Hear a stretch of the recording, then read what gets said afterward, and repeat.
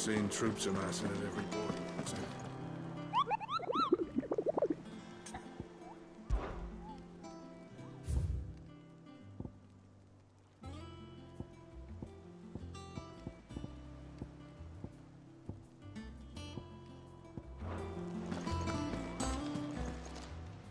Welcome to the Patron's Whisper. Your benefactors are a generous lot. You earned this.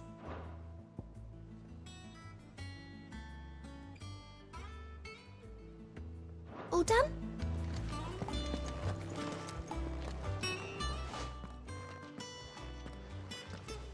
Clive, you're back. I am. And with glad tidings for once. Hugo Kupka is no more. Well, I'll be. All of our comrades who lost their lives back at Sid's place be smiling down at you right now. We had a stolus from Lubor saying Drake's Fang had fallen. I expect that was your doing as well, was it? It's a long story. One for the history books, I'll bet. Welcome home, Clive. It's good to be back. You look better. I feel it. Which means I'm coming on your next little adventure. You're not leaving me behind again. Wouldn't dream of it. Otto. Any word on the Royalist movements since I've been away? Shouldn't you be putting your feet up? If you really want to know, go and have a word with Vivian. Thank you. I will.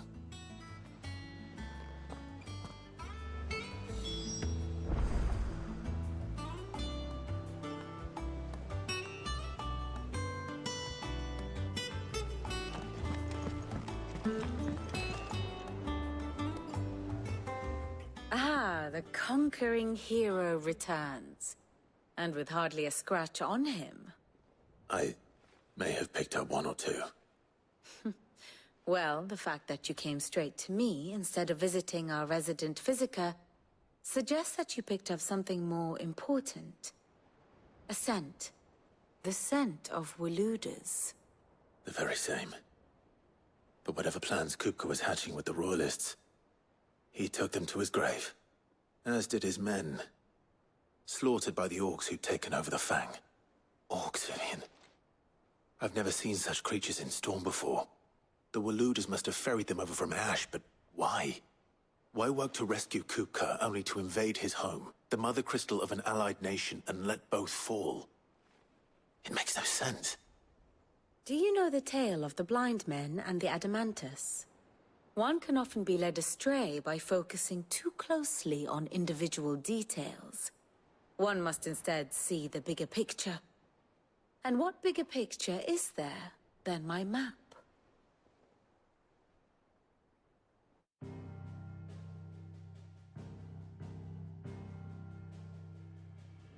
The Kingdom of Waloed claims dominion over all of Ash. It is a nation forged by the bloody conquest of Barnabas Tharm, the dominant of Odin. The Canvarian War of Independence in 849. The Battle of the Twin Realms in 865. The Battle of Belinus Tor in 873. Wheresoever his armies fought, Odin was found where the fighting was fiercest. But of late, the warrior king appears to have laid his sword to rest. Battle rages for control of the crystalline dominion. Yet Tharm sends not a single ship in support of his Dhalmekian allies. Meanwhile, the Blight ravages great swathes of Ash. Yet warlike Waloed shows not the faintest interest in laying claim to untouched lands. So why go to the trouble of sending an army of orcs into the heart of Drake's Fang, only to make no attempt to claim the Mother Crystal for Waloed? It can hardly be for lack of men. Tharm's armies rival any in the Twins. No. We have not seen the last of the Waluda standard. Odin will ride again, it is but a question of when. And on that day, who will be trampled underfoot?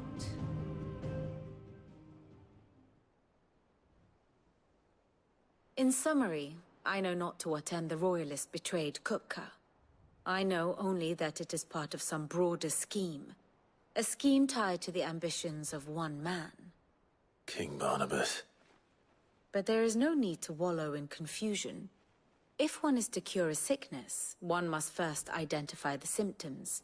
And your Lord Uncle has volunteered to do just that by keeping an eye on the Royalists' movements. He's really throwing himself into this. Indeed he is. Which means all that remains for us to do is await his reports. Well, not quite all in your case.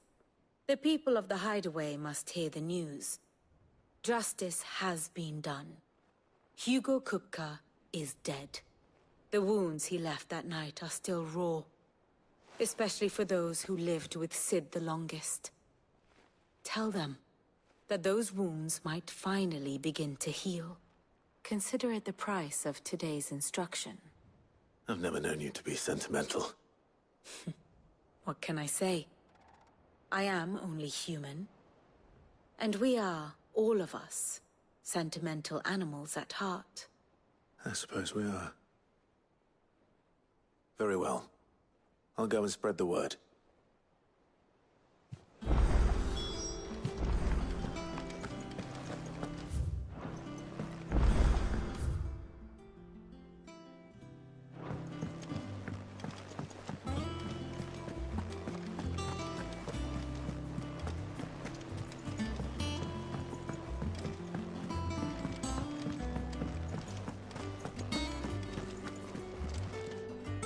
Well, someone looks pleased with himself. It's true what I'm hearing, then. Nothing escapes you, Lady Karen. It's true. Kupka is dead. No more looking over our shoulders, then. Good. I'm starting to get a crick in my neck. Don't let it go to your head, though. Is it business or pleasure?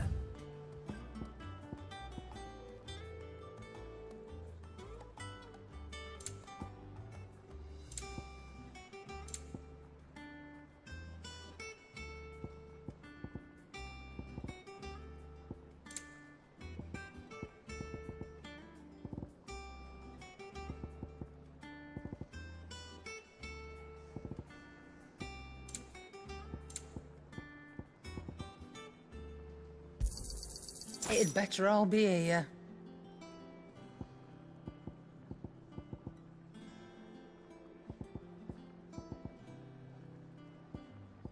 Finished, are you?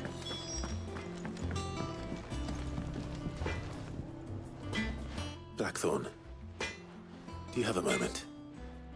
What is it? I'm busy. I wanted to tell you that Hugo Kupka is dead.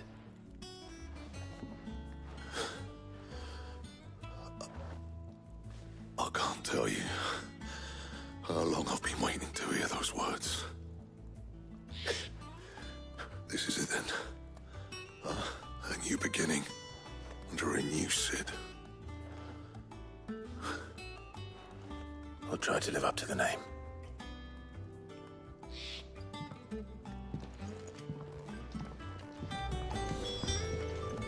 Clive. So, will it be?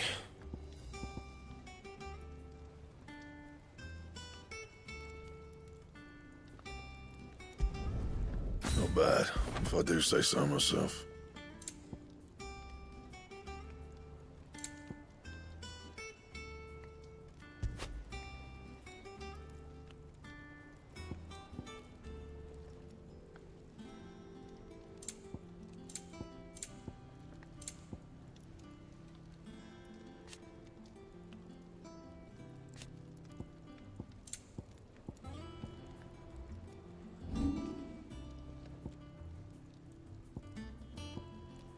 And how am I meant to do that then?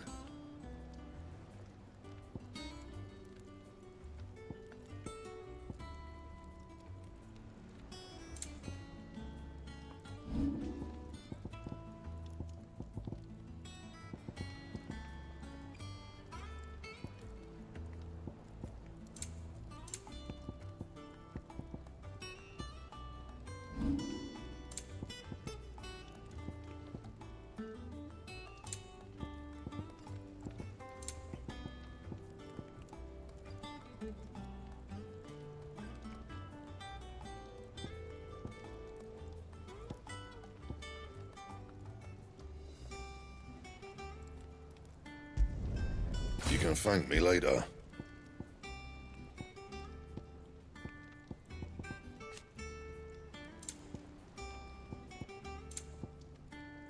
Bring me the materials, and I'll think about it. And?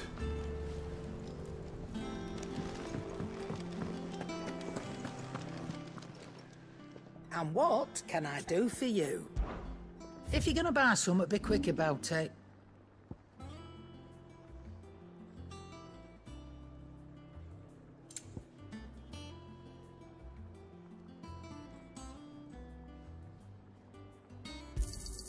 You got out else?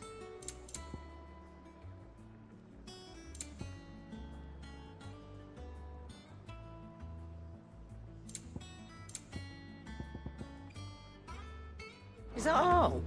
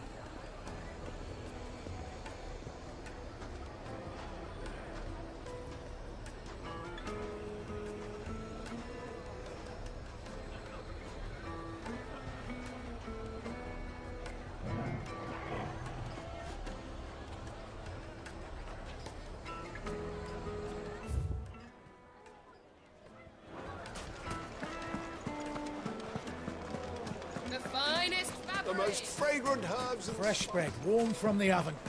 Oh, where did all the men throw it? Made from the stoutest stoneware.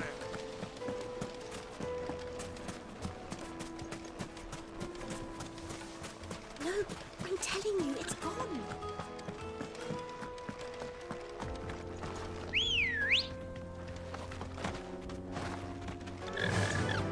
Fly, Ambrosia.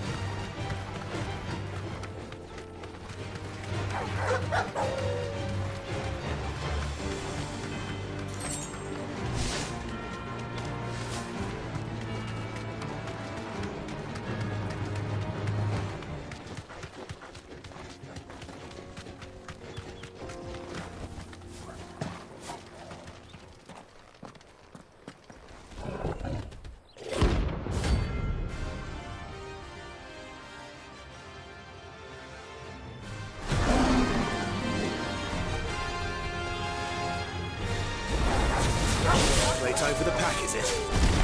Let me introduce you to mine.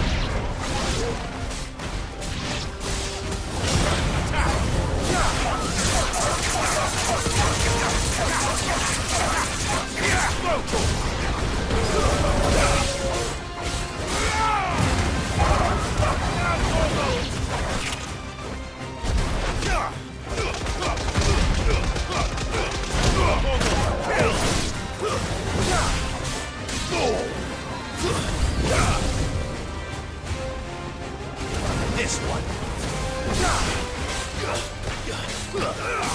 Over here! Go! Get him! Get him!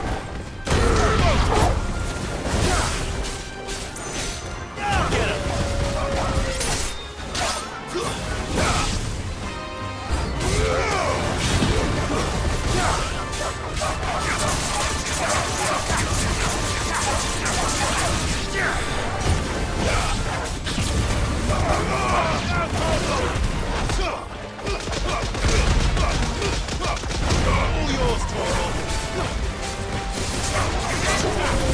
And another!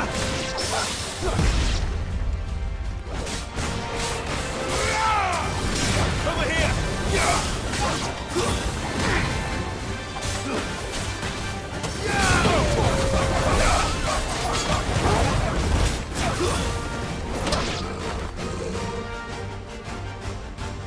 And then there was one.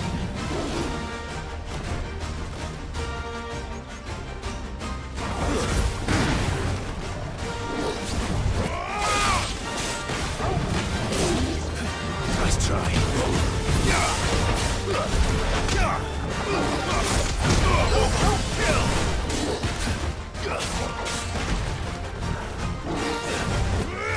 Get him!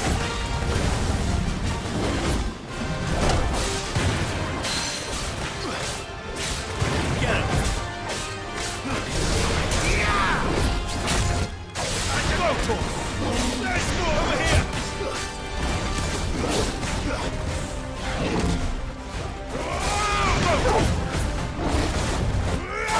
Get him! Go, Tor! Attack! Go, Tor!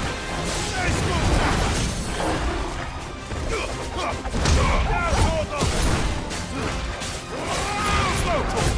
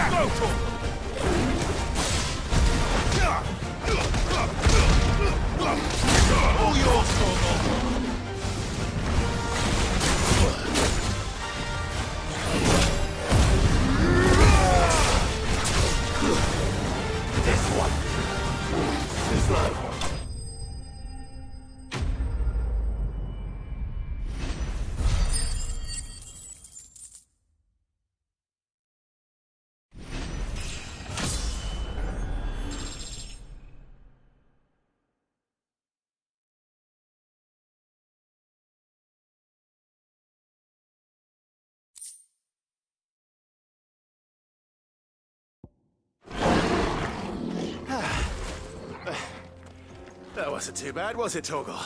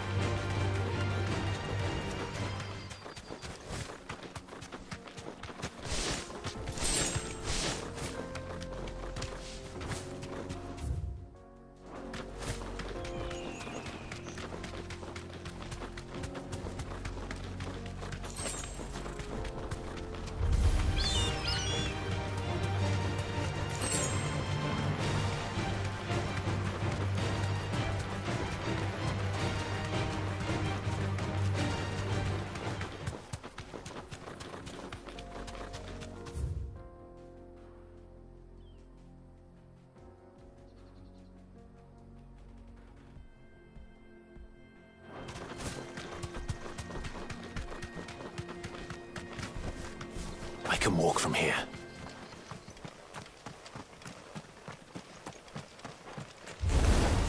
Surrounded. Get him!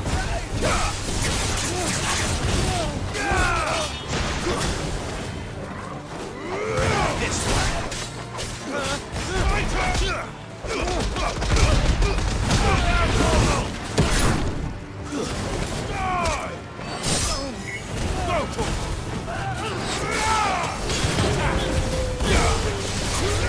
Over here! Sick! Vogel, kill! Over here! Get him! Sick! Over here!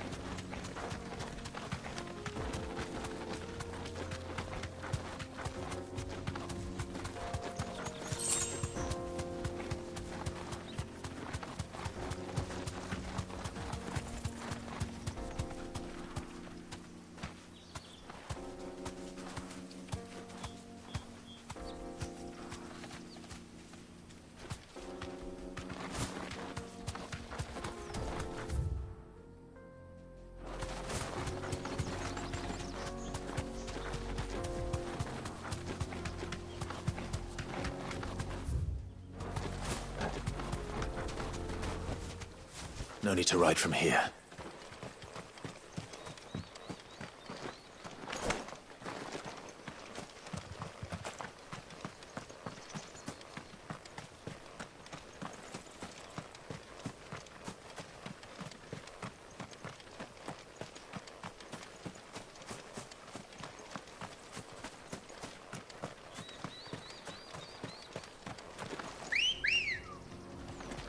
Ready, go?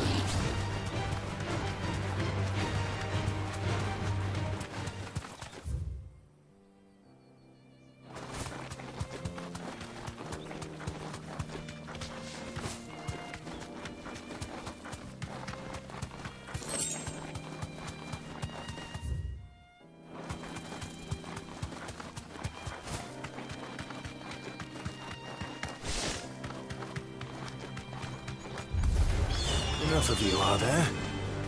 Thanks, Gal.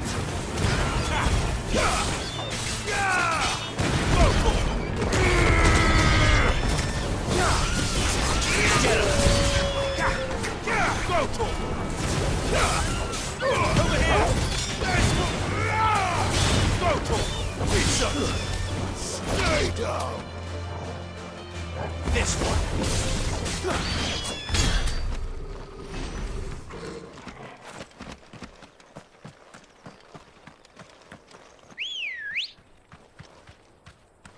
Let's go.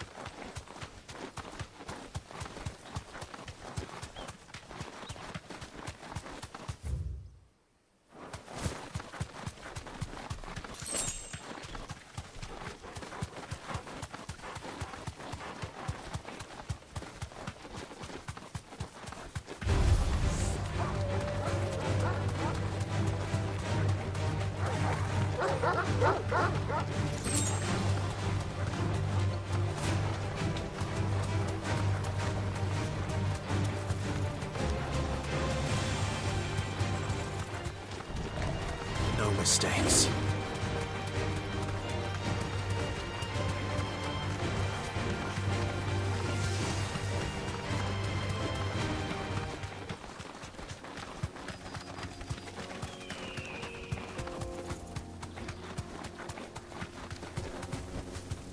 Be safe.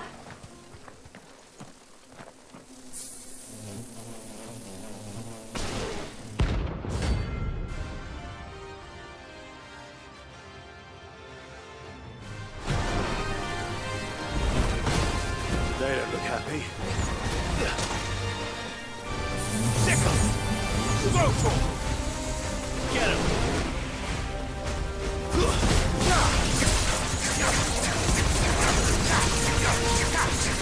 Get him!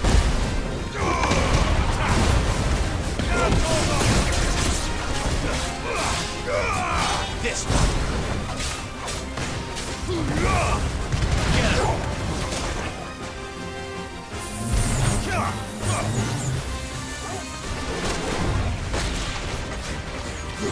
Get him!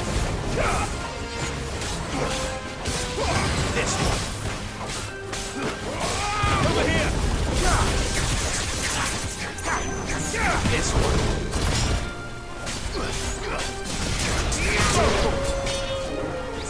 Get him! Go to him! Get him!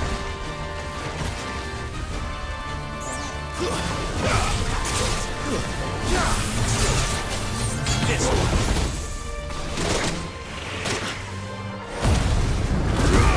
Get him!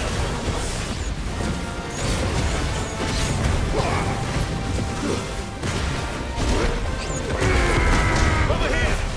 Go for it!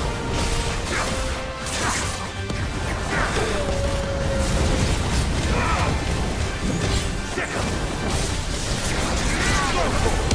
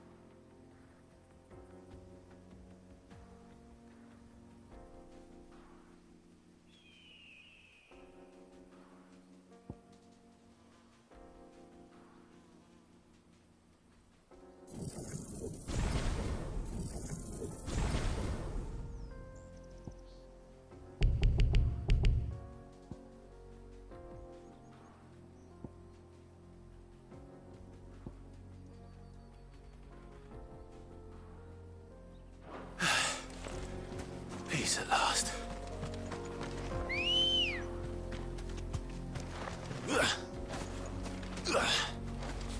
Good girl.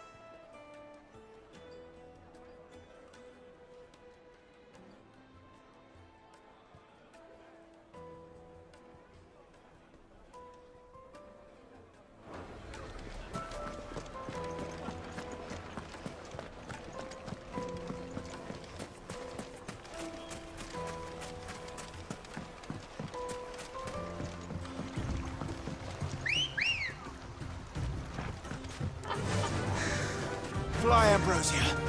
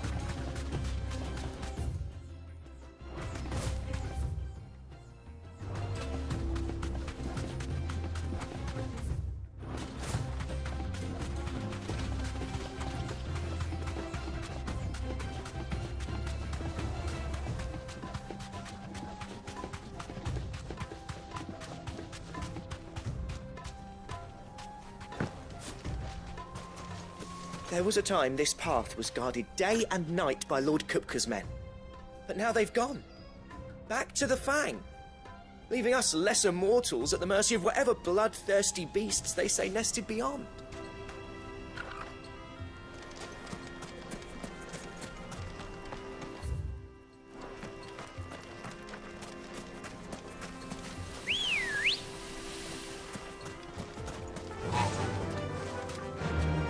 Run like the wind.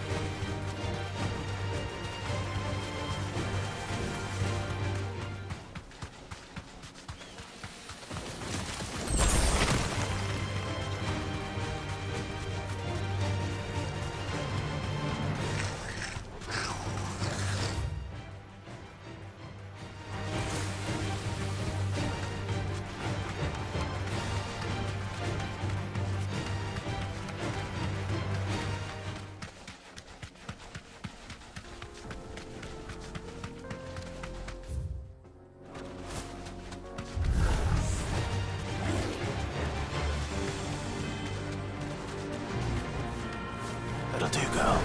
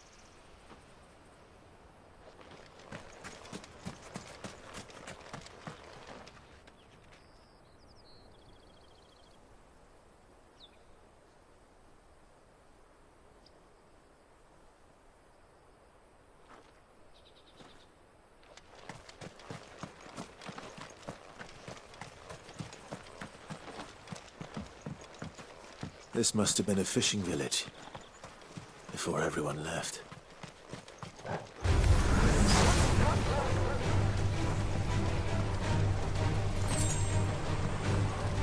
Get him!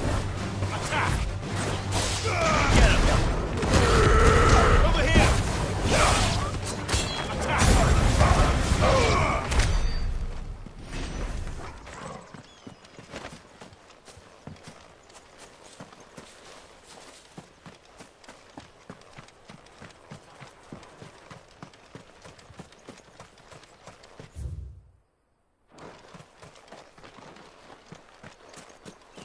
Ugh.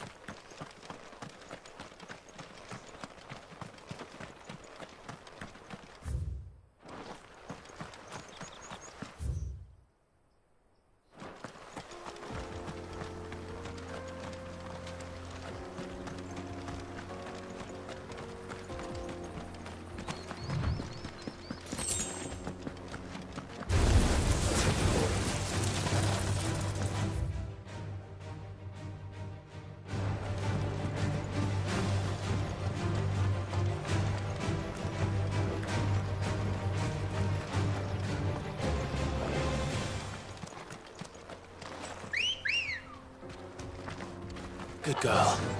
Fly, Ambrosia.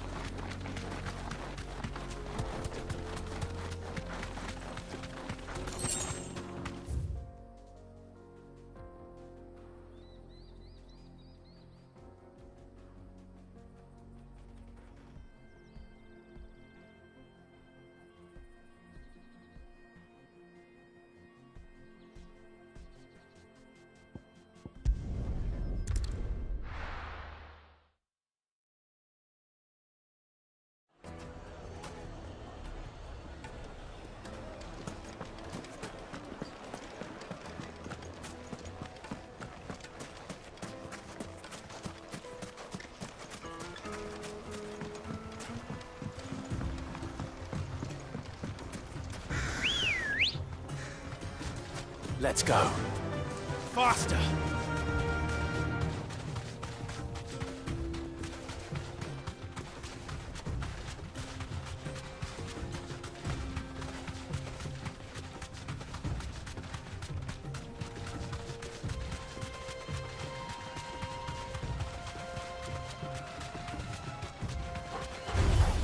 All right.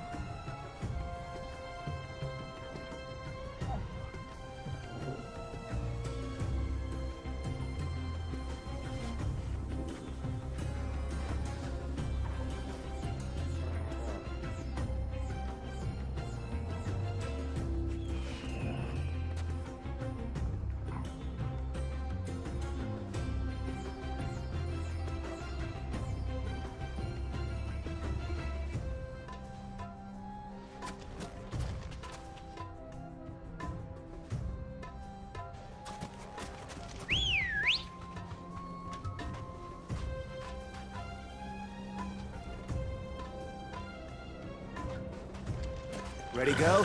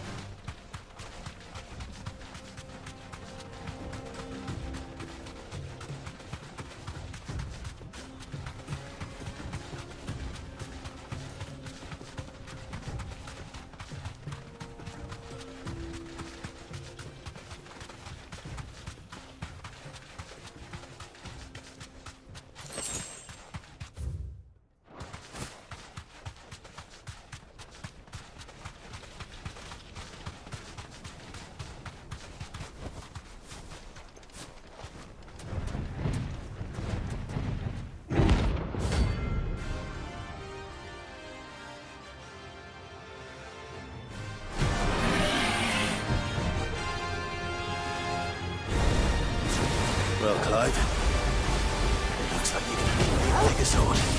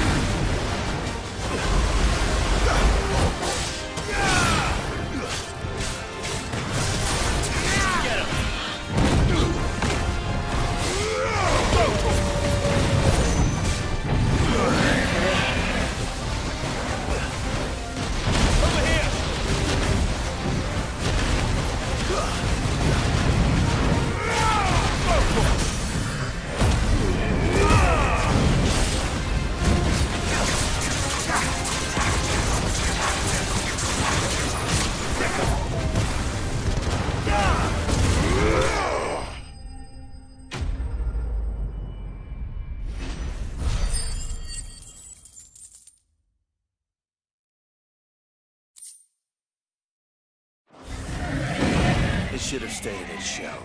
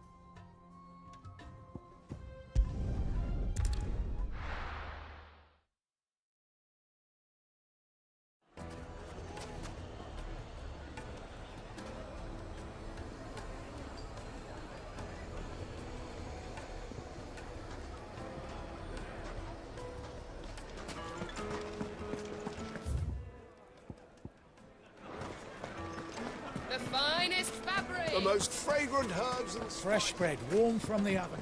Oh, where did all the men have gone? Made from the stoutest stoneware.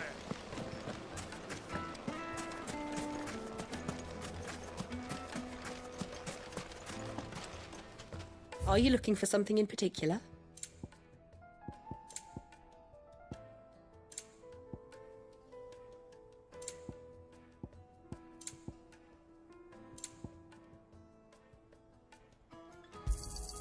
An excellent choice. My thanks. An excellent choice. My thanks. Thank you for your custom.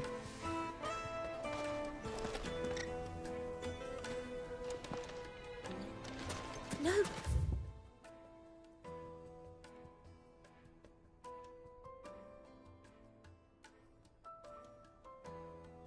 I'm telling you, it's gone. I saw the crater on my way back from the Free Cities. It was...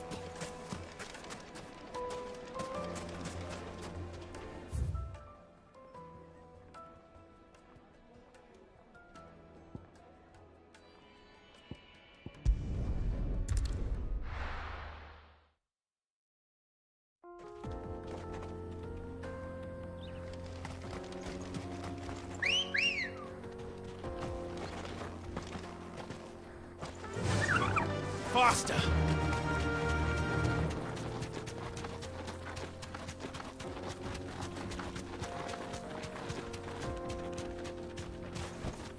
Thanks, Gal.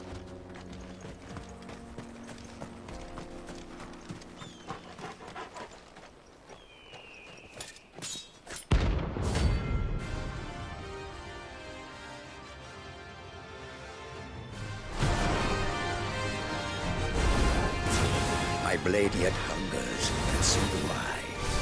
Come, let us feast on your flesh. Your feasting days are over. And another!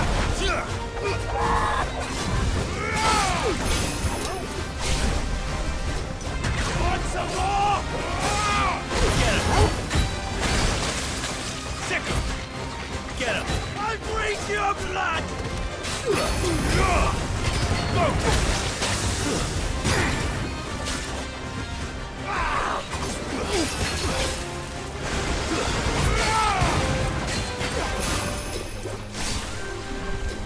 I'll snap you like a twig!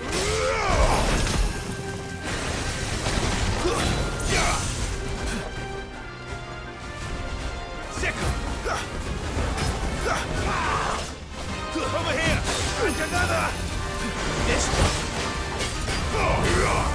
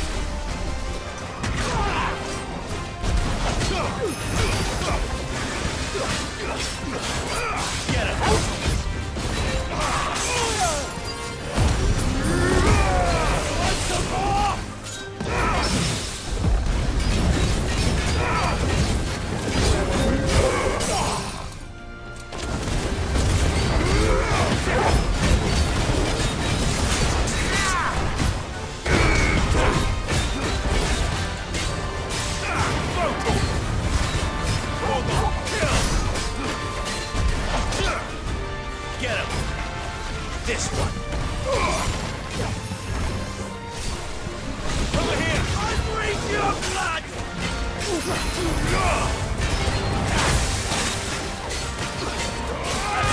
You're like a twig!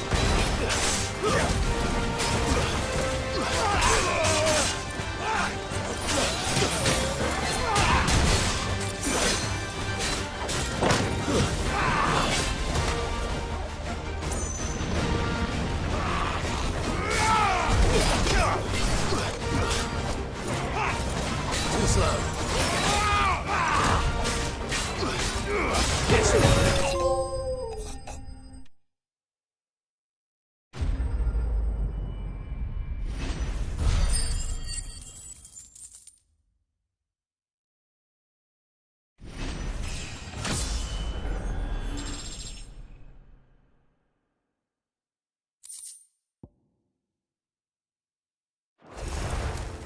Those who kill for sport deserve no better.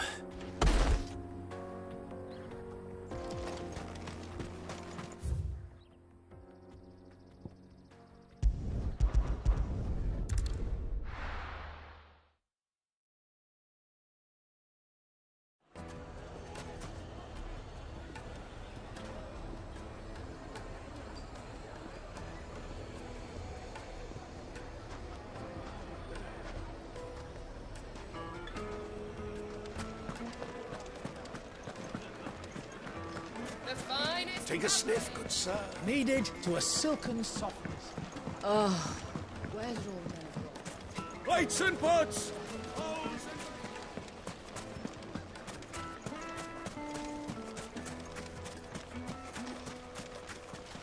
Are you looking for something in particular?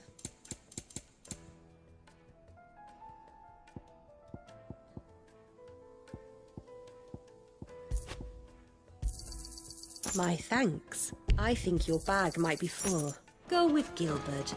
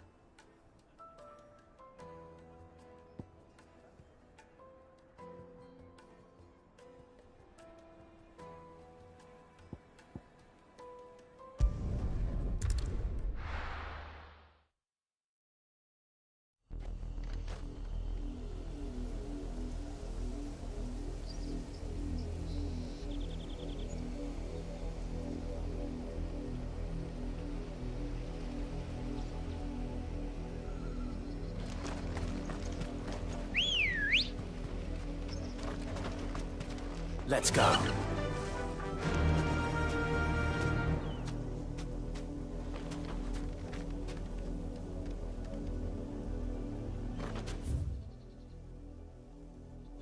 Fly, Ambrosia.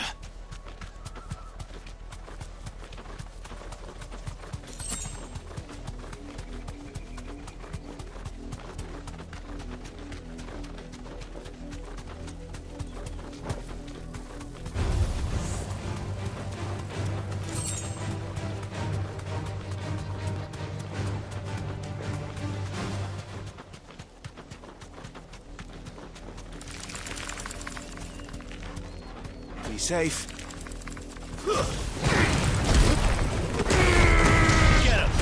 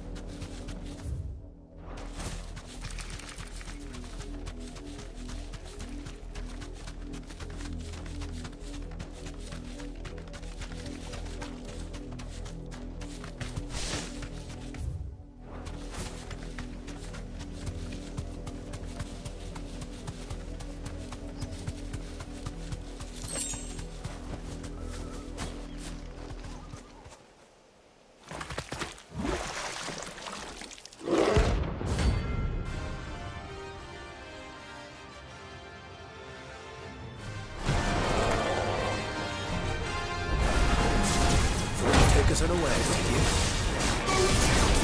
Over here! Get him!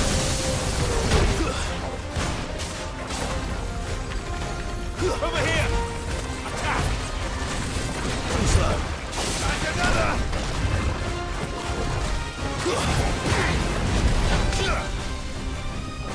Over here! This one. Attack! Nice more!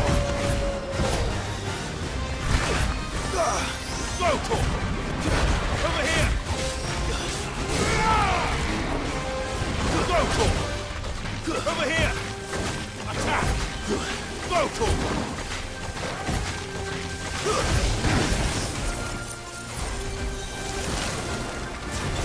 This one. Let's try. over here! Get him. This one. Go,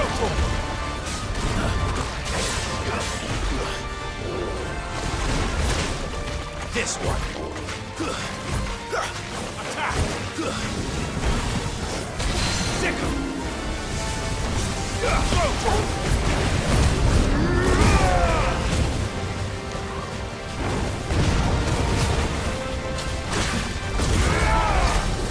Get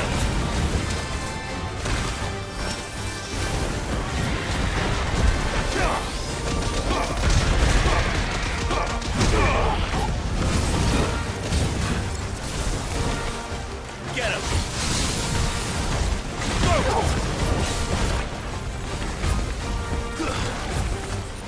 Sick him! Get him. Go, sick him!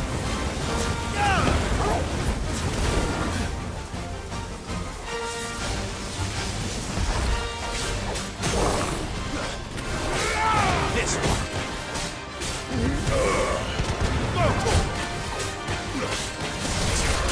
This one.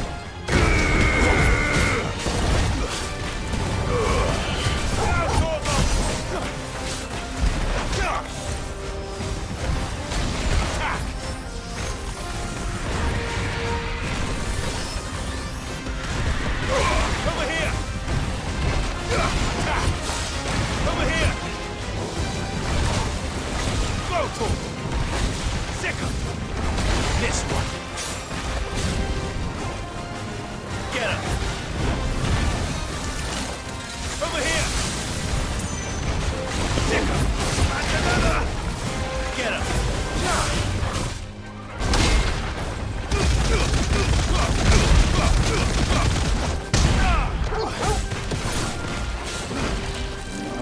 Go, Get him. This one. attack! Over here!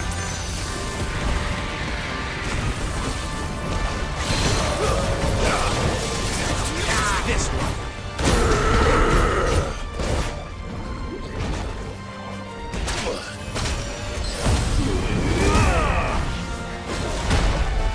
Now for it. This one. Over here! Go, Get him. sick him! Too slow.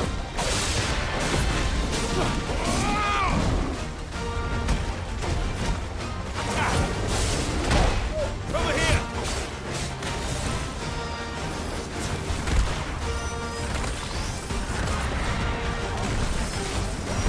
Get him.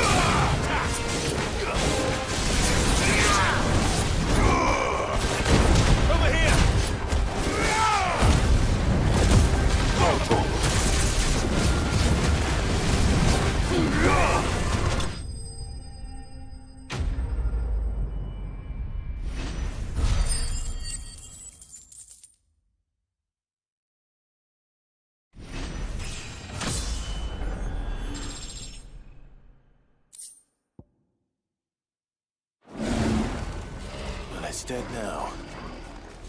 Whatever it was.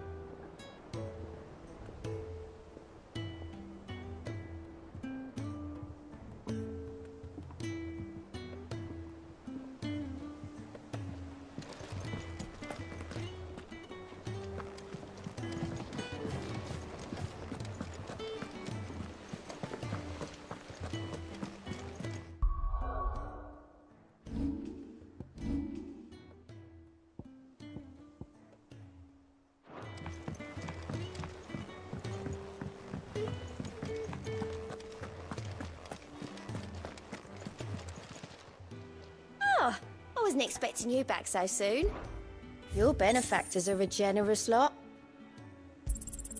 Here you are.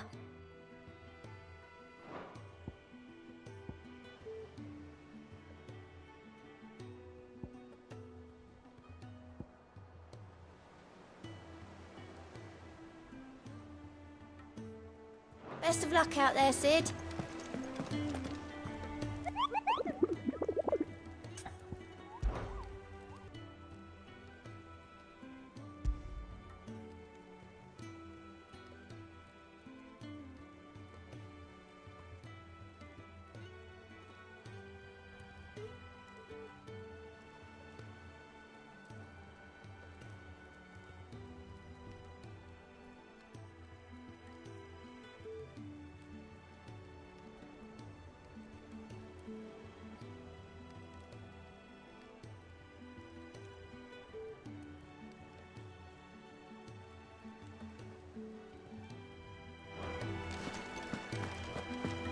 We're seeing troops amassing at every border crossing.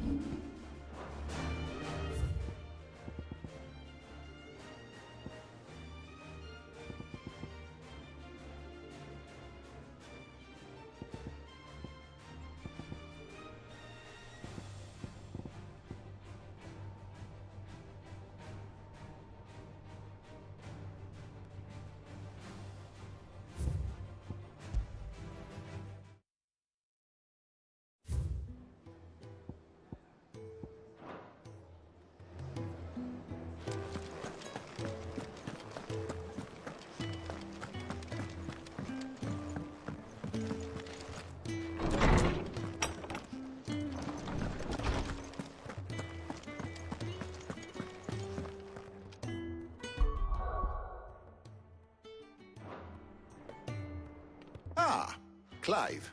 Have you come seeking the gift of knowledge? No. To share mine, actually. Hugo Kupka is dead. Oh my.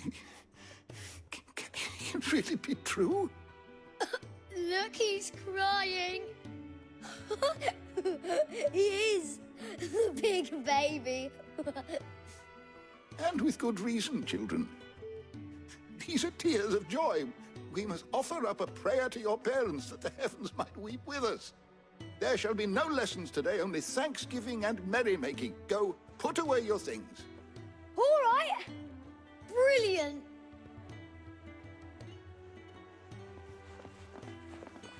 Finally, a new dawn has broken. It has. Thank you, Clive. I cannot wait to share the good news. Hippocrates. After Kupka fell, Ultima came to me. I need to know what he is. Have you learned anything? Alas, no. And not for want of trying. I have scoured nigh every historical tome in our collection and found nothing. Not even the sort of conspicuous absence that might suggest a concealment of fact. One is almost tempted to conclude that such a creature never existed. But I saw him. With my own eyes. I don't doubt that you did. Alas, it seems you are the only one who has. To others, he reveals naught. We see only that which he leaves in his wake, like some terrible force of nature beyond the ken of mortal man. A bringer of death. Whether the Ultima you met with was the being itself, or merely another projection of its power, I know not. But until I do, my investigations shall continue. Thank you. It means a lot. Right.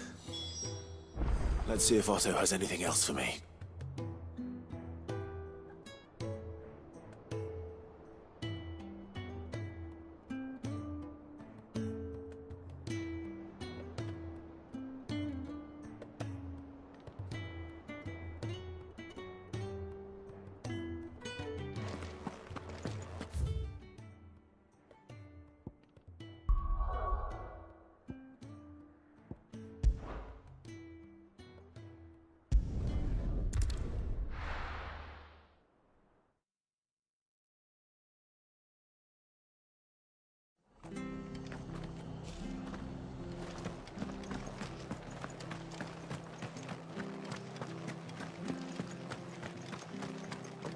Thank you.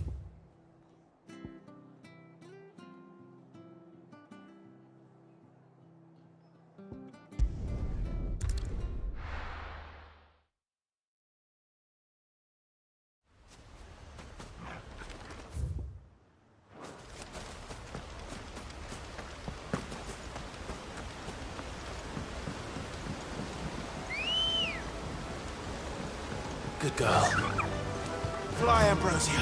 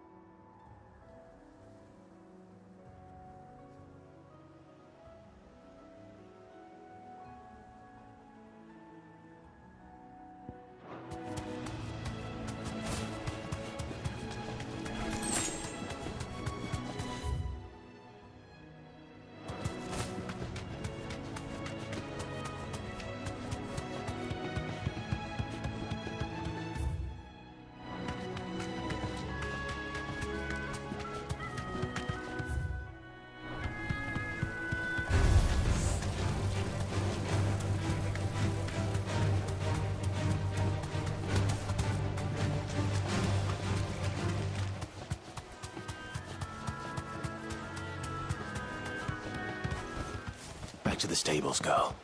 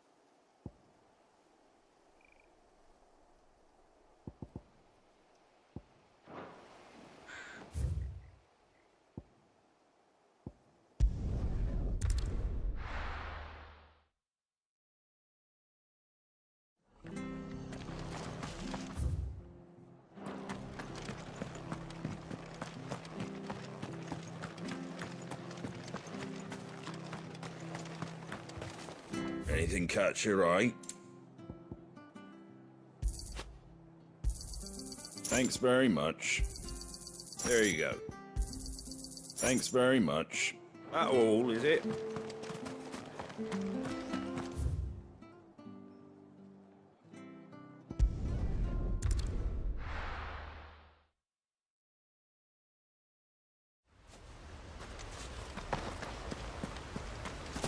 Ambrosia won't help me here.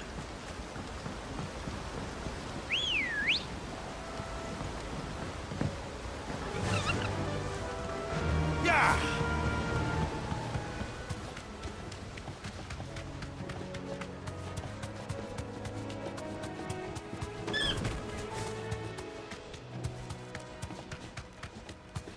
Oh.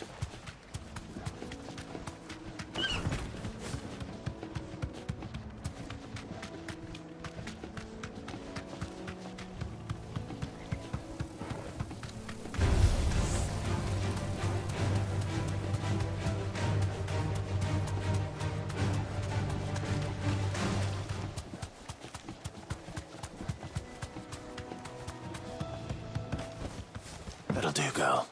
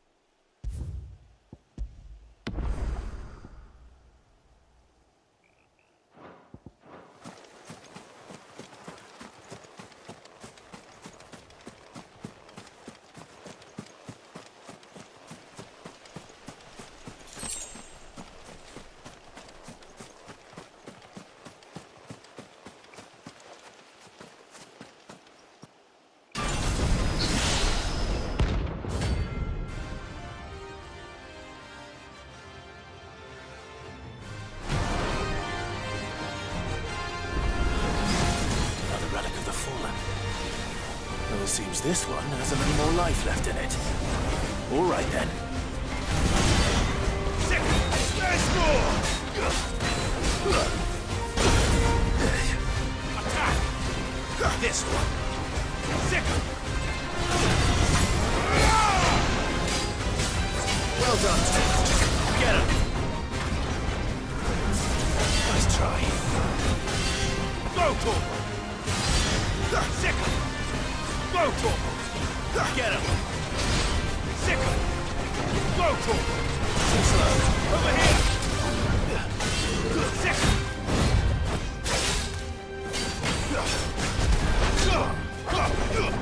All yours, Torvald!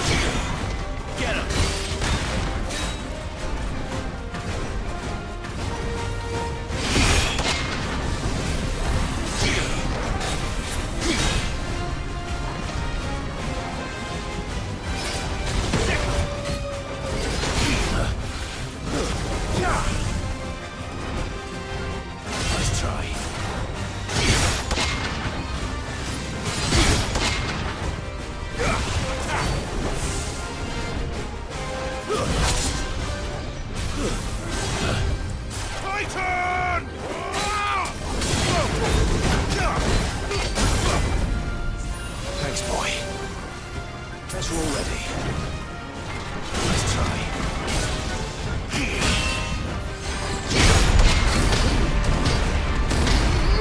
Get him!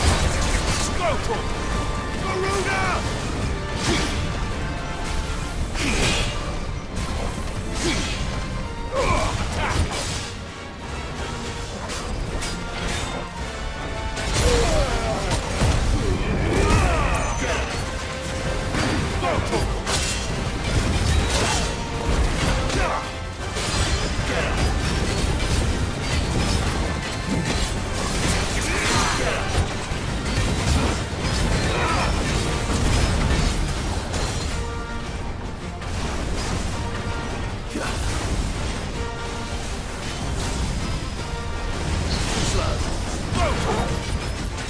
Let's try. Soil and stone! Come on!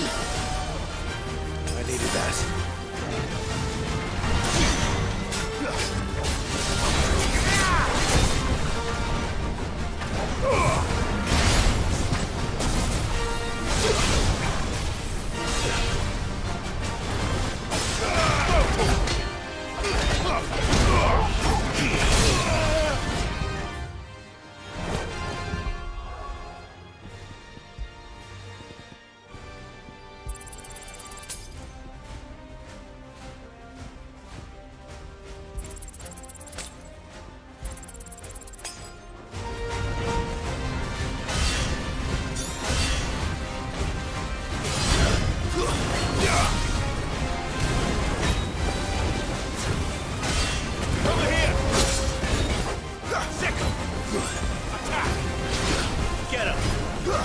This one.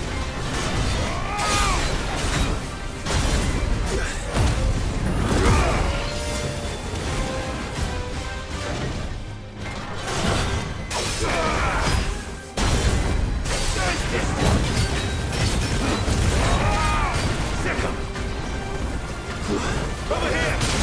This one! This one! Over here! Get him! Sick him! Get him! This one! Attack!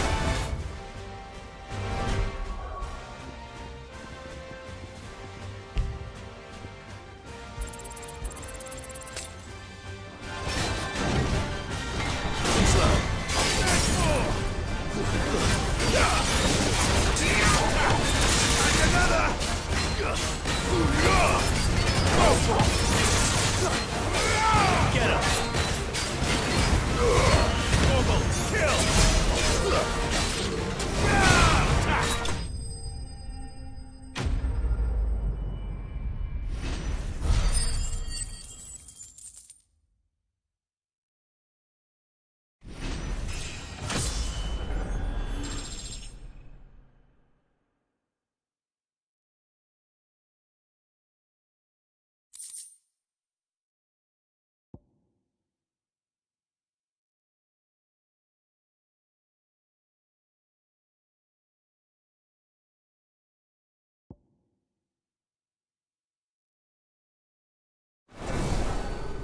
Back to sleep with you.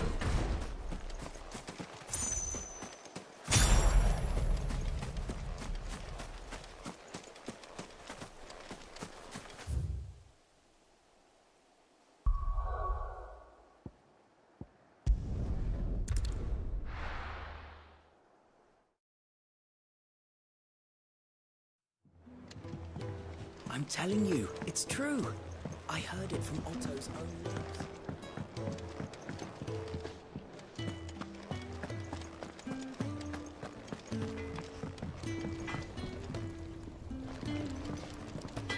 Back, are ya? So, will it be?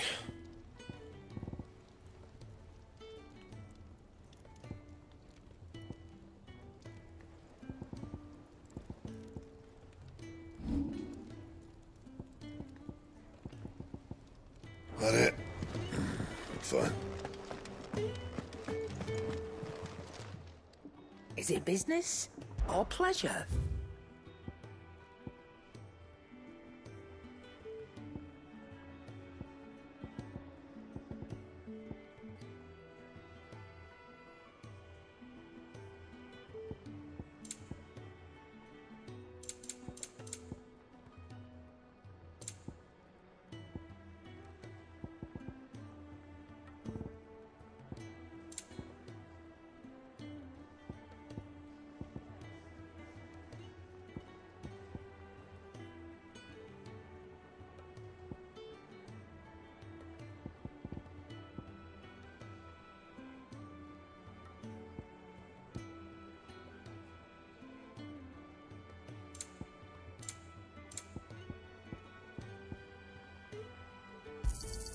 It'd better all be here. You're rubbing me blind, you know. You'll not find a better price than that. You're rubbing me blind, you know. Come again. Or don't. I'm not much bothered either way.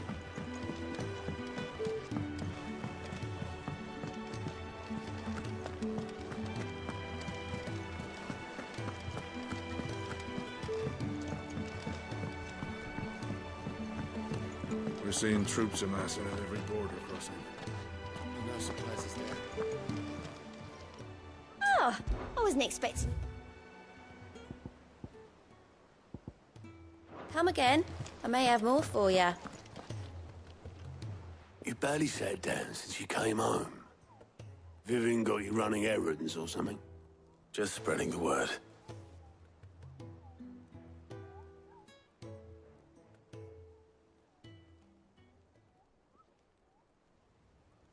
So, the Professor's got a soft side, has she? I'd never have guessed. No. She was right, though. Everyone was glad to hear the news. Ah, but you ain't told everyone. I can think of plenty of friends back at the old hideaway who'd sleep more peacefully for knowing. Not least of all Sid. You should tell him. You're right. I should. And I will. Well, when you do, be sure to take Mid with you. She's been going at it hammer and tongs down in that workshop of hers, trying to do her father proud. I can't remember the last time she visited the old sod's grave. Very well. I'll suggest it.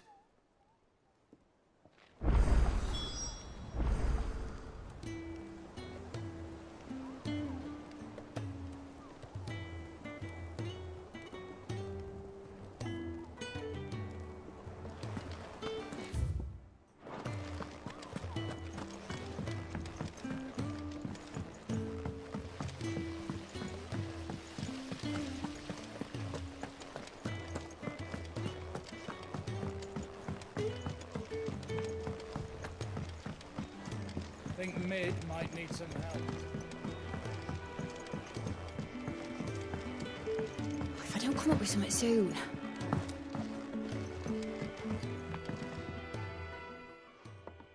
All right, Clive?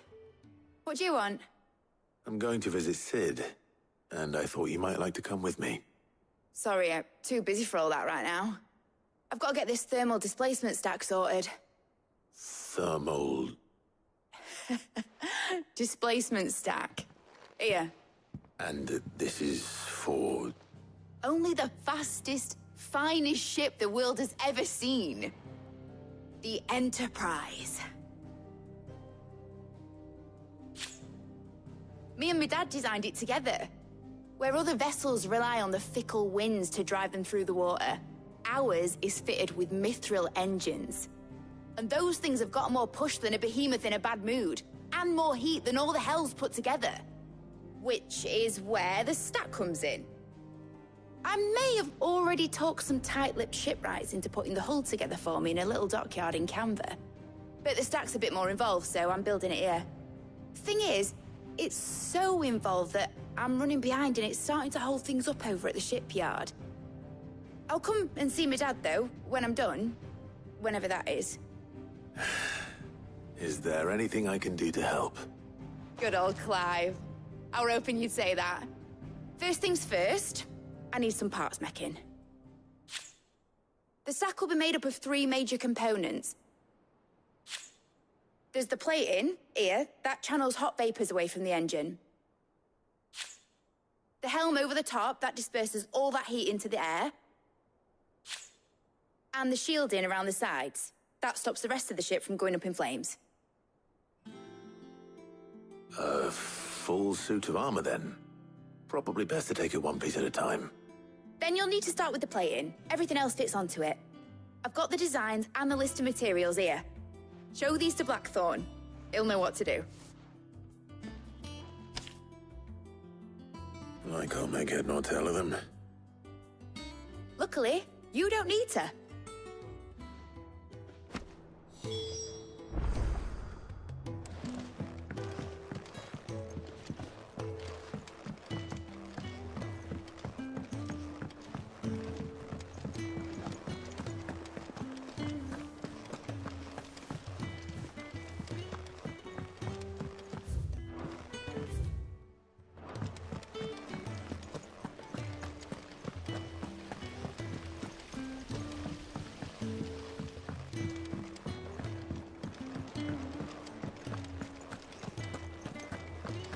seeing troops amassing at every border crossing.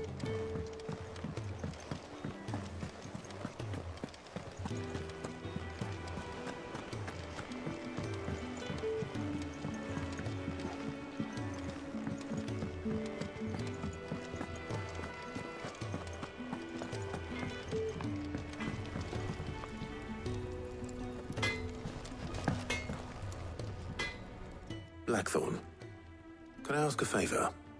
Out with it. It's for Mid. This my last chance to say I'm otherwise engaged. Spare myself the arseache. Go on then. What is it this time? She said you would know. Here.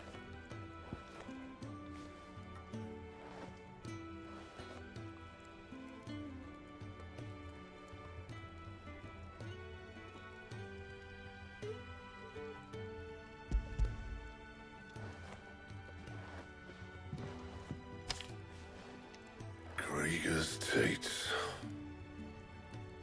Well, I don't know what the hell you'd want this for, but I can make it. Won't be easy, though. And I'll need help. Get Gavin-Otto in here, will you? All right.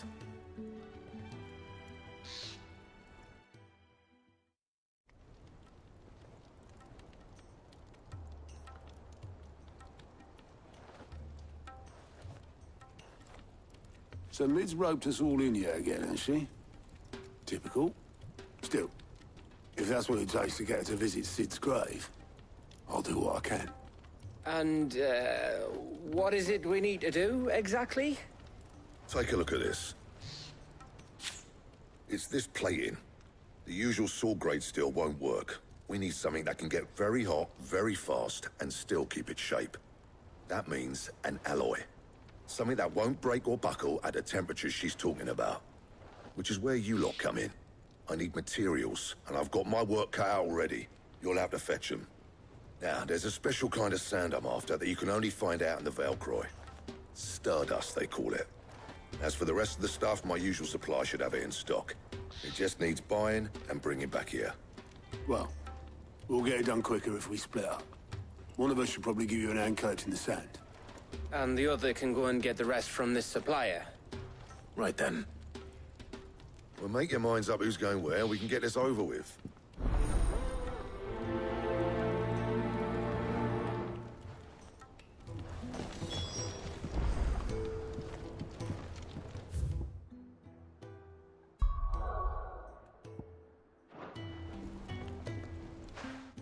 You going after the Stardust then, are you? Which one of these two lucky souls is going with you?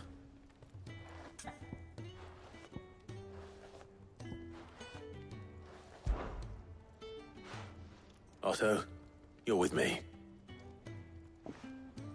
All right, then. Where do we find this Stardust, and how will we know it when we see it? There's a river that runs through the southern reaches of the Velcroy. It's the black sand that washes up on its banks that you're after. And I'm guessing you'll be needing sack loads of the stuff. Might be worth our importers at the Dalimil Inn. I'll head down there. See about finding us a wagon. All right. I'll meet you by the river.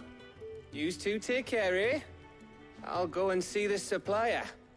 Just don't let the bastard fleece you, eh? He wouldn't do that. He's Blackthorn's mate. Isn't he? Best of luck.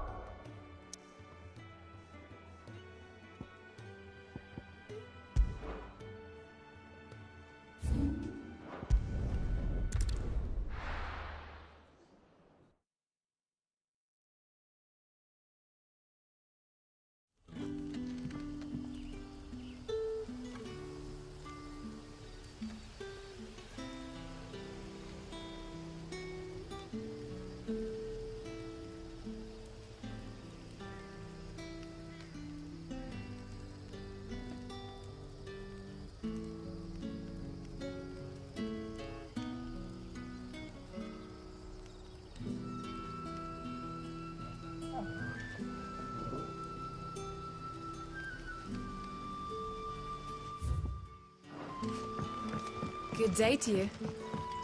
See.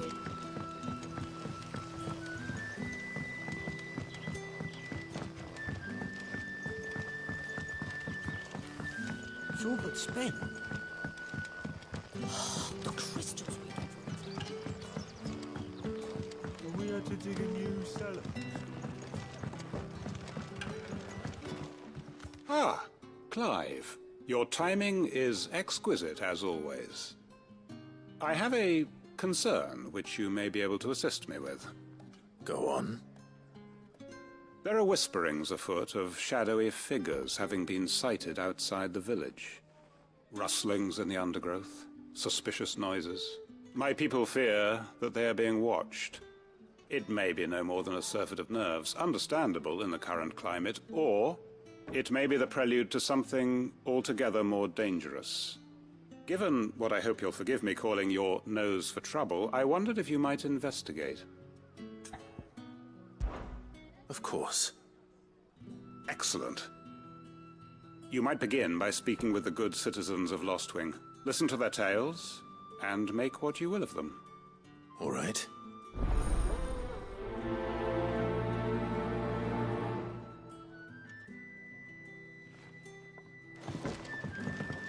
Hello, Sim. Right. Let's see what the people of the village have to say. I'd better find out if this is just nerves, or something we need to take more seriously.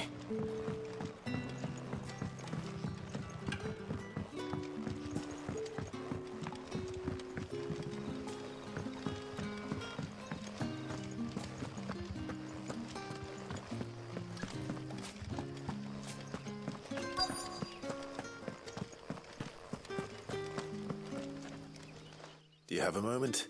There's talk of suspicious figures in the woods. Have you seen anything out of the ordinary? No, but I've heard something. Sound of scraping metal, like someone sharpening a sword. Where was this? In Lorbert's Pass. Was out foraging for herbs when I heard it, screeching out from between the trees. Ran back here as quick as my legs would carry me, and I ain't been back since. I see. I'll look into it. Thank you.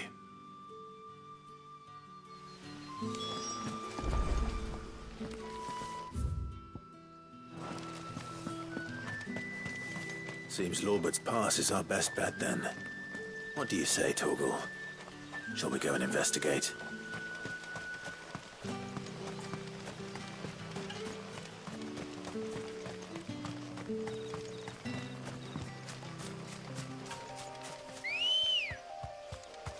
Ready, go? Yeah!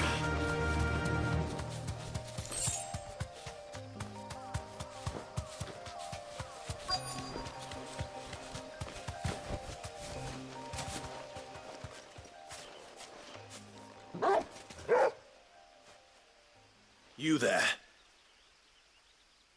Fuck! He's seen us. Get them before they escape! Black Shield. Here. What the hell are you doing here? What is it to you? Not that we give a damn. All that matters to us is that you don't leave here alive. Over here! Get him!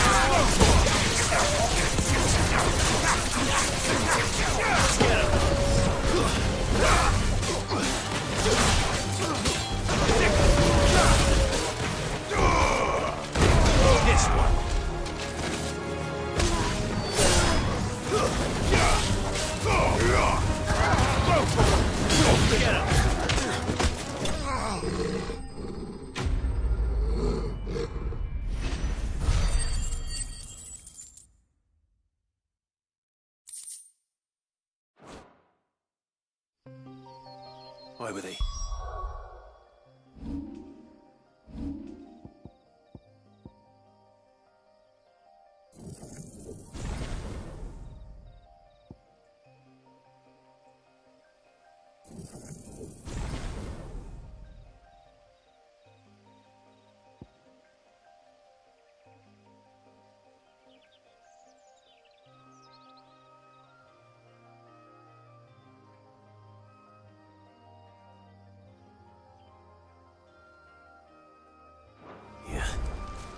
planning an attack on Lostwing. I need to warn Quentin.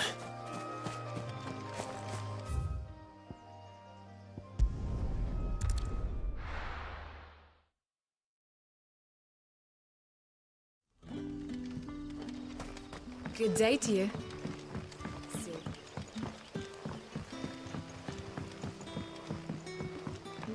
The crystals we get from it. Clive, if like the... And Who? The former Lord Chief Justice of Sanbreque. All that I have built here is for him. I don't understand. Why him? Why Lostwing?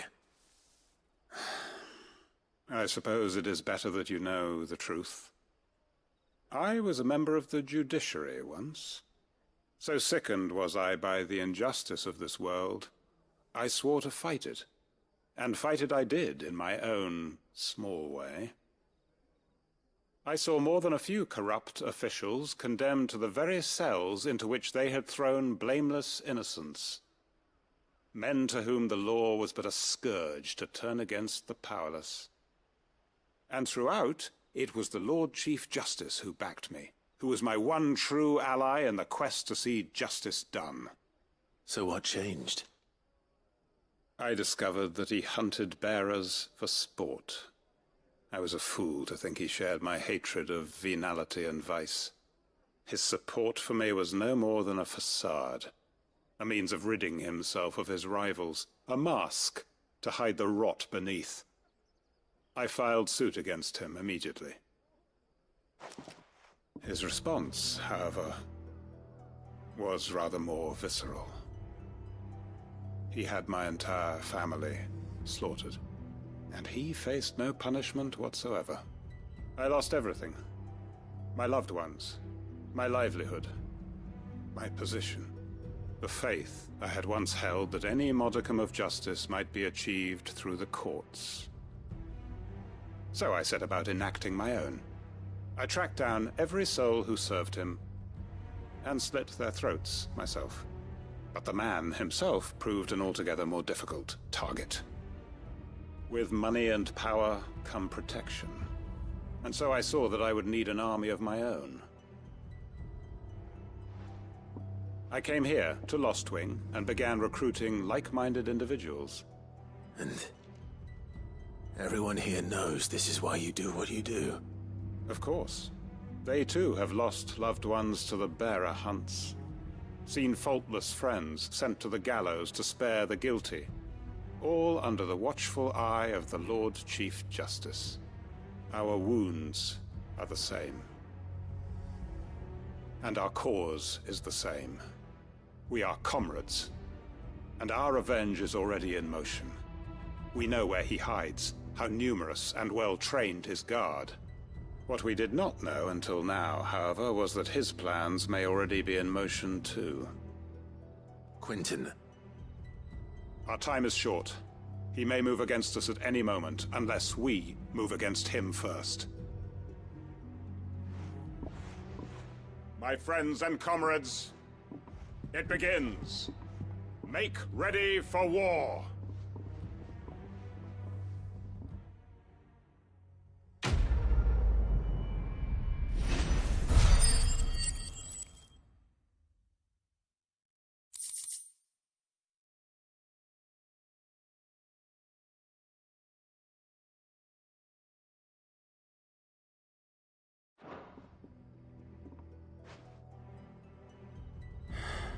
I'm not going to change his mind.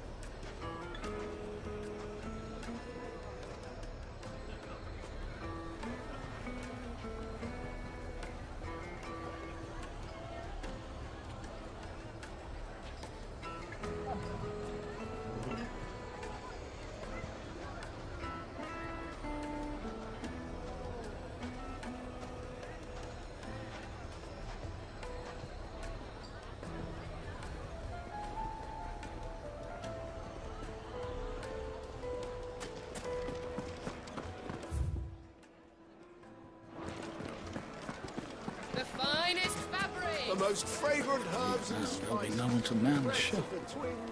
Gone, just like that. And without so much as a by your leave. What's the matter? It's my apprentice. He up and vanished while my back was turned. I'd go and look for him myself, but I've got a bakery to run. A bakery that's now short one pair of hands. Loath though I am to rely on the kindness of strangers, I'm at a loss. Please, will you see if you can find him?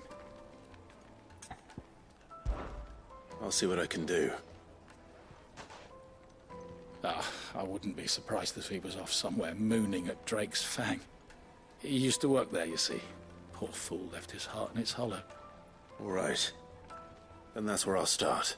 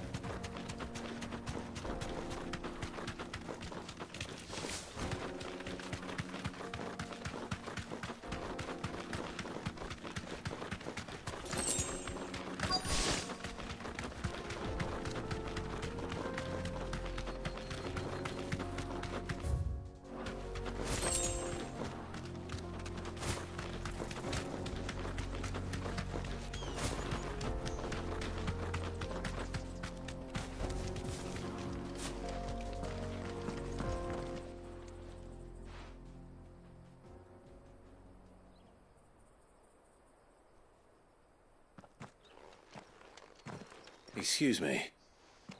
What do you want? The baker sent me to find you.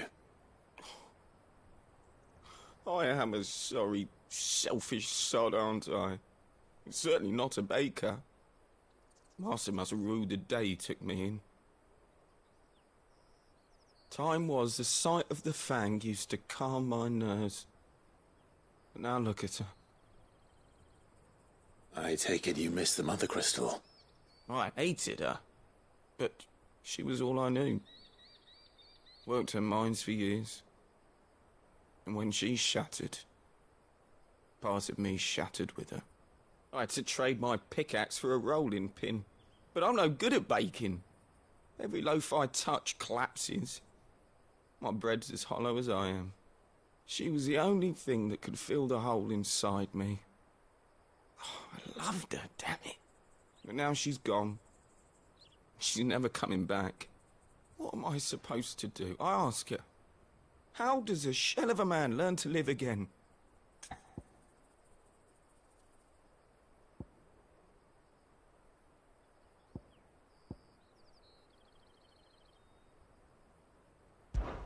Try to remember the good times. Do that, and the Mother Crystal will be with you no matter where you are. Even in the bakery. What a fool I've been. Thank you, my friend, thank you. You've opened my eyes. I have to get back there right away. Farewell! Wait.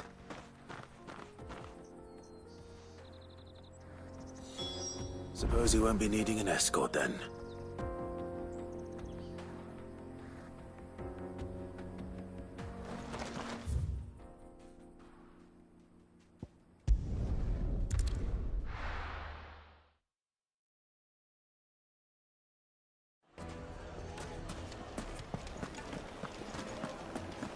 The finest fabric. The most fragrant herbs and spices.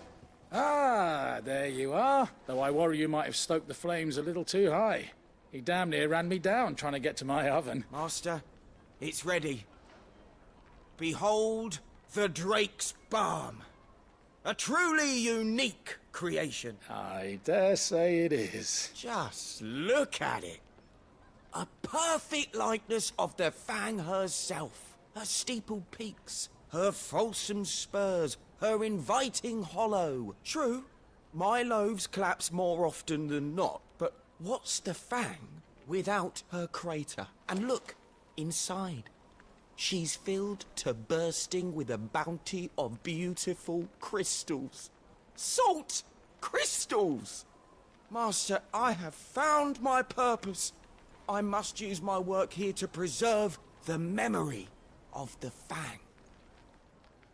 Well, if it tastes half as unique as it looks, I'd certainly say you're onto something. Not only is my apprentice back, but he's finally pulling his weight. With any luck, I might even have a new delicacy on my hands. I don't know how you did it, but you have my thanks.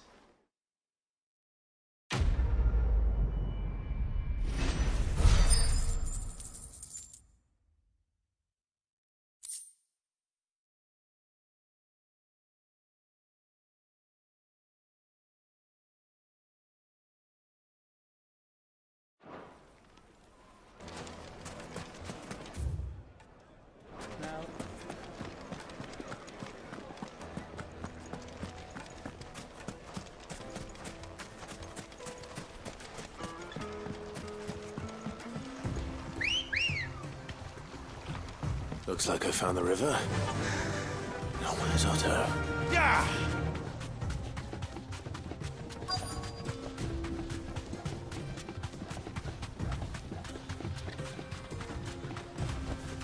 Straight home now. Otto, sorry I'm late. Oh, Clive.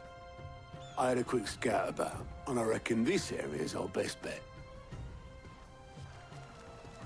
Seems Blackthorn's the only one who thinks smithing with his Stardust stuff's a good idea. It's just lying here, waiting for any old fool to fill his boots.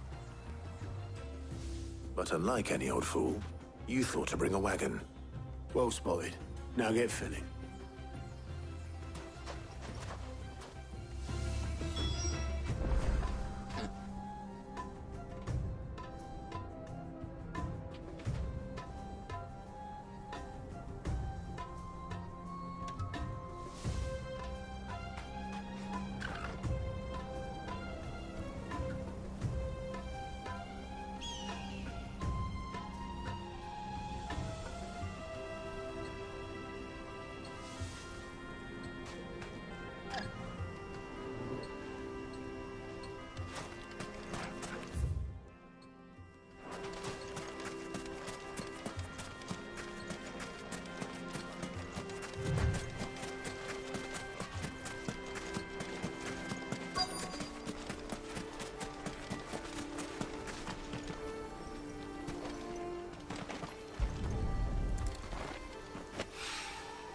So this is Stardust. It just looks like black sand to me.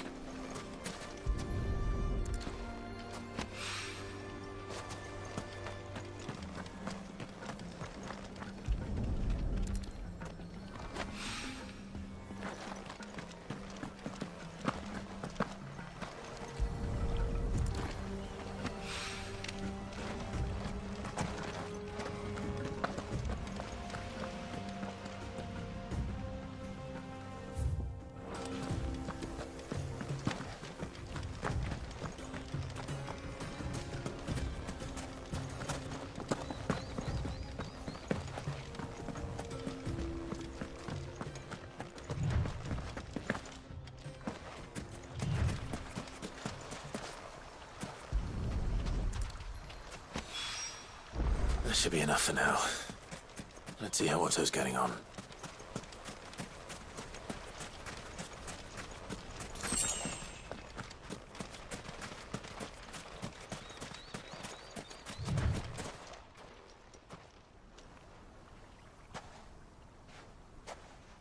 How much did you get?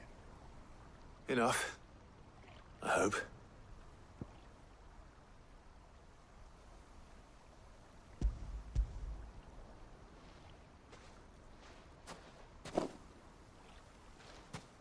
More than me. all together and I can't see Blackthorne complaining. Much. Here, Clive. Do you fancy a walk?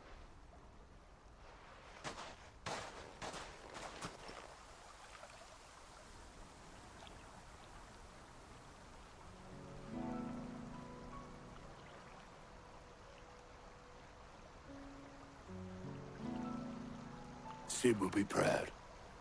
Of what? Of you, you idiot. The way you've carried on what he started. When we first met, I had you down as a spoilt little puppy who enjoyed nothing more than biting the hand that fed you. But 5 years on, you're the one doing the feeding. So thanks for proving me wrong. You weren't wrong. But I changed. Thanks to Sid. And thanks to you. When I suggested taking on his name, you were the first to back me. And if you hadn't, no one else would have.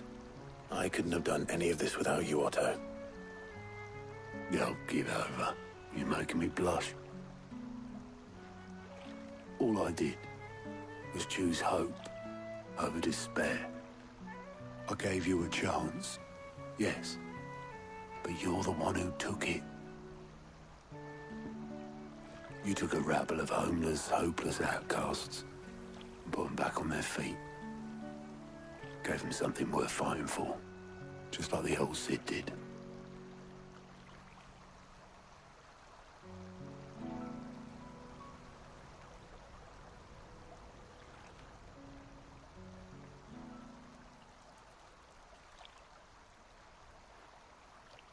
About time I was heading back, I reckon.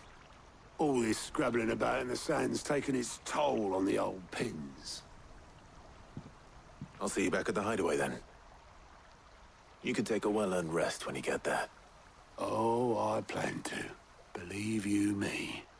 But I'll make sure Blackthorne gets his precious black sand before I put my feet up. He'll only moan otherwise.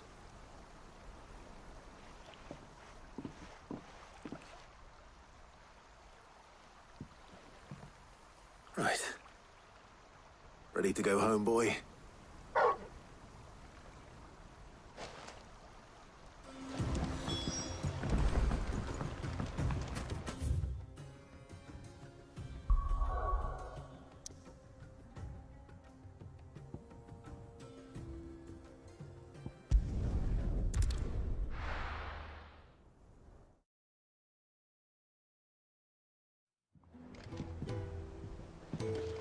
Let's hope this is all Blackthorne needs.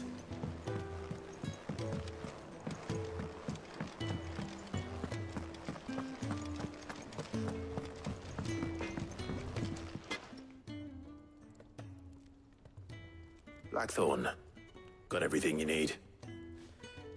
Yeah. Yeah, I do. Cheers for the Stardust. Should be enough to be getting on with.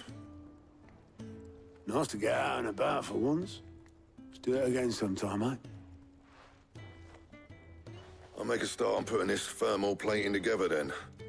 It will take some time, mind. So if you've got other things to be getting on with, I could do without you breathing down my neck. Thank you, Blackthorne. I'll let Mid know construction's underway.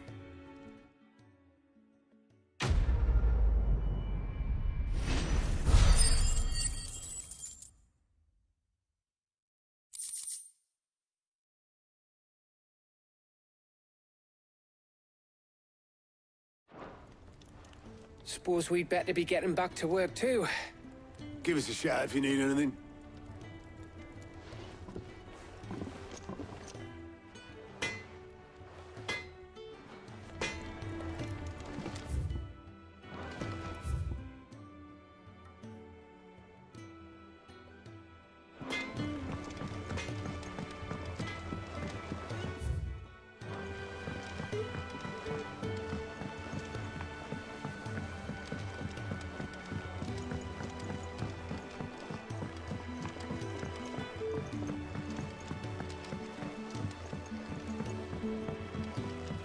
Mid hasn't been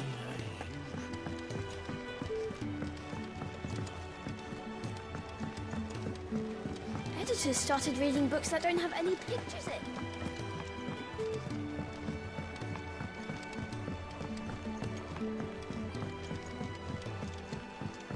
come up with something soon. You'll be pleased to hear that Blackthorn's started work on the plating. Excellent. 1 down, 2 to go. So, what's next? The helm, of course. For this, we'll be repurposing fallen scrap. Salvage from the ruins? I thought that material was all but impossible to work. Ah, but we don't have to. I'm sorry. Just so happens there's one particular... What's the name back there? I'll give you all details. What's her name? Right.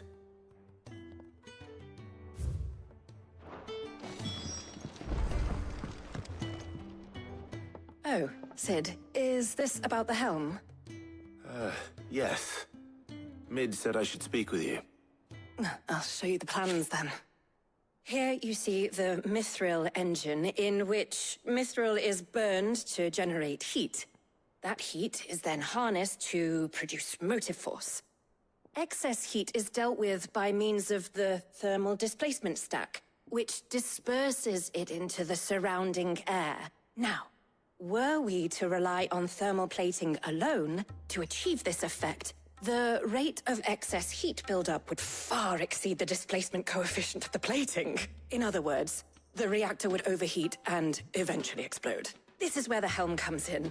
It connects to the plating, you see, and serves as a sort of thermal sink to absorb all that excess energy. Our experiments have shown that fallen ceramics are remarkably thermophilic. They can withstand and absorb levels of heat far above anything we are able to make today. And not only that, they're also waterproof and immune to rust, making them the perfect material for our protective hood. Why, if sea or rainwater were to enter the reactor proper, it would vaporize instantly. The forces produced would tear the ship from stern to... You can stop there. I understand. Mid said we might be able to use parts of a fallen ruin. Where would I find it? Ah, yes. It's in Lorbert's Pass, near Lostwing. The thing is, well, I probably should have arranged to have the pieces we need brought here sooner. You see, a certain unwanted visitor has taken up residence there. It's no longer a matter of just walking in and taking them. It's, going to be considerably more dangerous than that. I see. Then I suppose I'd better deal with this unwanted visitor for you. Would that help? Oh, very much. Thank you, Sid. I'll gather my team and head there right away. We'll meet you outside the ruins.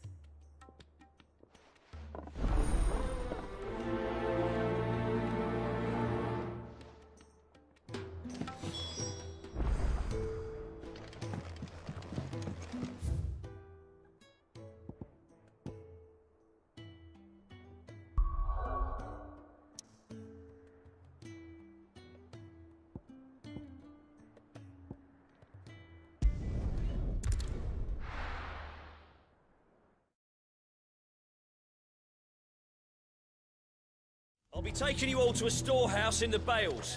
Leave anything you don't need behind.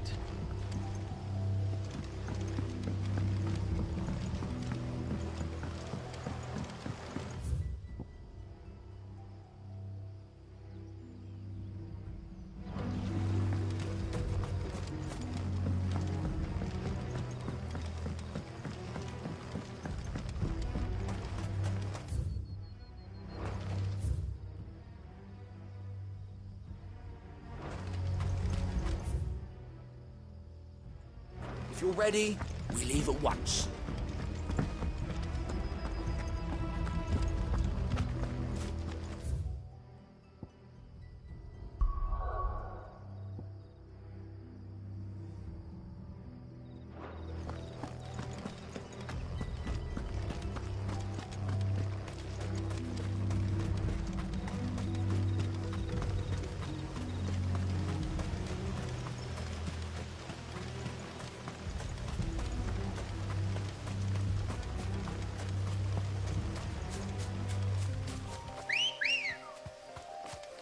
Come on.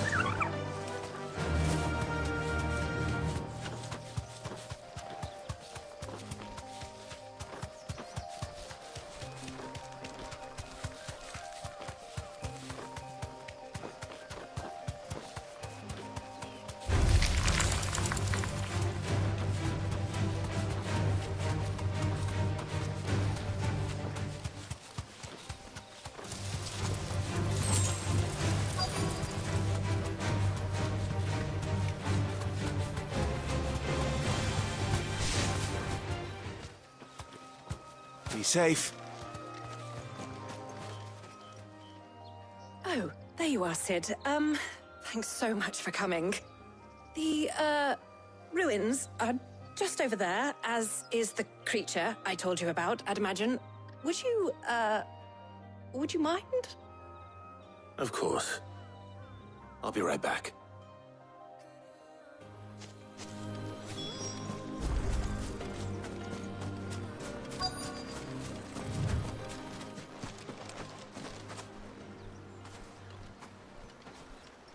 Anybody home?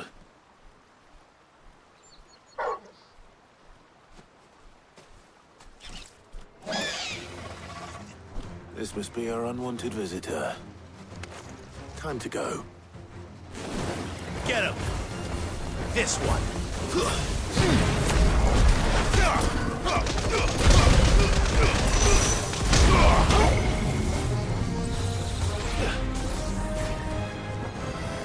Over here!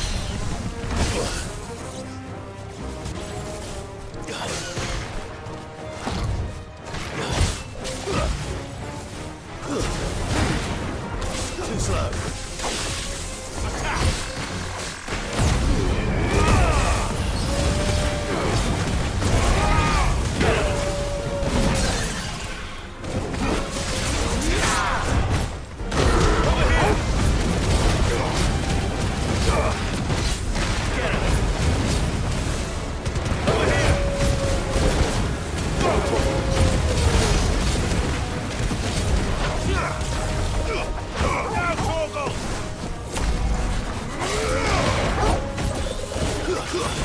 Let's try. Sick 'em. Go for it. Attack. Sick 'em. This one. Over here.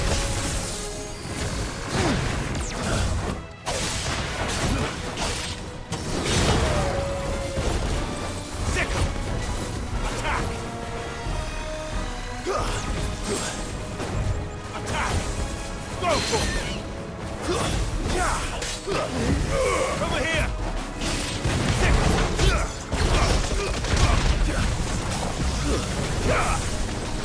Over here! Go for it! This one! Go for it! This one! Over here! Go to him!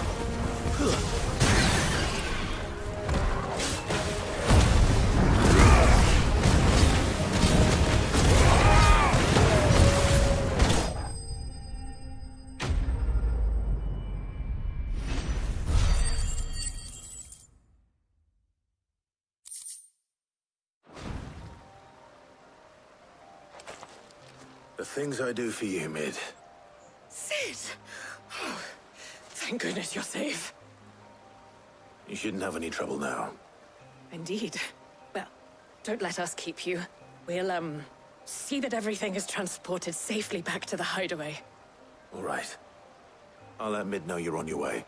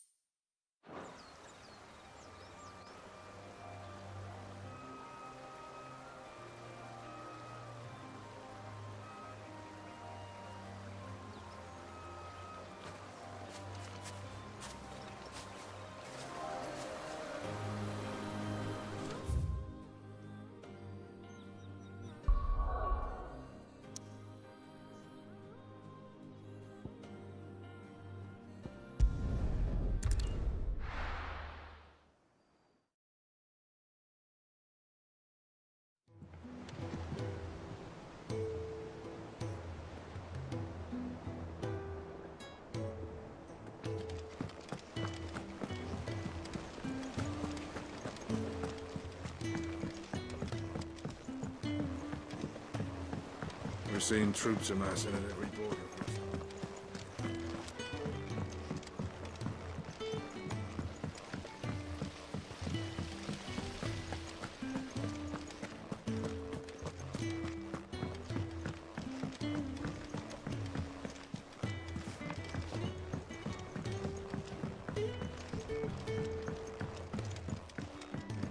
if I don't come up with something soon. Mid. Helena has recovered the material for the helm. She'll be along shortly. Excellent. Another job well done. And just one remaining. Right. Right, the shielding. This one's a bit of a bugger. How so? The plating's enough to stop the engines going pop, but those things will still be spitting out enough fire to set the rest of the ship ablaze. Which is why you need proper shielding. A prism for the dragon's breath that's blazing away inside. I thought a triple thick layer of tempered steel might do it. Or more of the stuff that the Fallen use, but they'd both be too heavy. The helm and the plating are bulky enough as it is. Add any more weight and the whole ship would be at the bottom of the briny before we'd even started. I need something light. But I've racked my brains and I just can't think what would do it. Well, if I were in need of obscure knowledge, I know whose counsel I would seek. Harpocrates. Tomes? Yeah, well, I'd thought of that, obviously. I've got all the details written down here. Can you take this to him, see what he makes of it? Right away.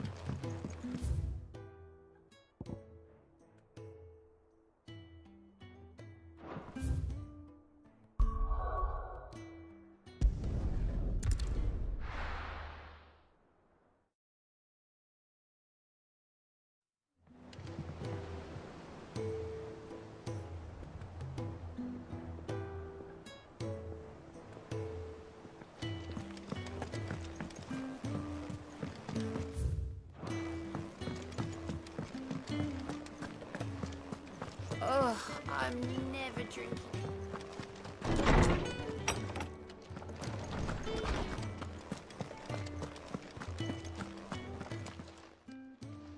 Harpocrates, do you have a moment? For you, Clive, always. Well, actually, it's for Mid this time. Could you take a look at this?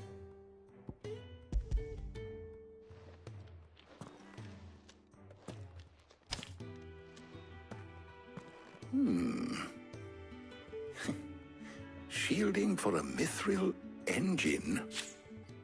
Whatever will that girl think of next? And what are these notes around the edges? She has some specific requirements for the materials. The shielding needs to be able to resist extreme heat on the inside, and yet remain cool enough on the outside not to set the ship alight, while also being light enough not to sink it. As you can imagine, she's struggling to find anything that meets her needs. I see. I wondered if you might know of a solution, or if you might be able to search the records for one. Perhaps it is not a different material she requires, but a different approach. What do you mean? Consider the lake we have made our home. Its blighted waters eat away far more quickly than fresh water or even brine, at timber and steel alike. And yet, we have made a home here from those very materials nonetheless. We have. But Bardolph must varnish every board twice over to keep it from rotting. And Obelus complains that without a constant supply of pitch. I see. Early Gregorian histories speak of a preparation known as moondew. It is said to be able to resist even the most ferocious flames. Before the dragoons tamed the worms and wyverns of the realm, nobles would daub their castle walls with it in order to guard against dragonfire. So if we could recreate it... It might be applied to some material or other in order to provide the protection Mid requires. As to how best to apply it and to what material, perhaps Bardolph and Obelus might be of assistance. I shall speak to them and see what wisdom they might have to offer. If you would be so kind as to procure the necessary ingredients, I shall discuss the specifics of how it might be most effectively put to use with our two friends. The knowledge of the past may yet prove useful to we of the modern era. Thank you, Harpocrates. And since you're asking others to help you, perhaps I should too.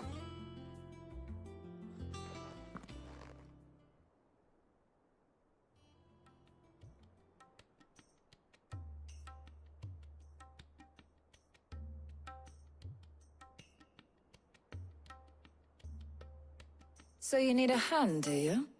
We do. I'll be heading to market for the ingredients we need. I could do with some help. And some company, too. The other can assist me in researching how best to prepare the shielding itself. Can we count on your aid? Always. Well, if Jill's game. Thank you. I am sure either of these fine young minds would prove indispensable in my research. I leave the decision as to who will go with whom in your capable hands, Clive.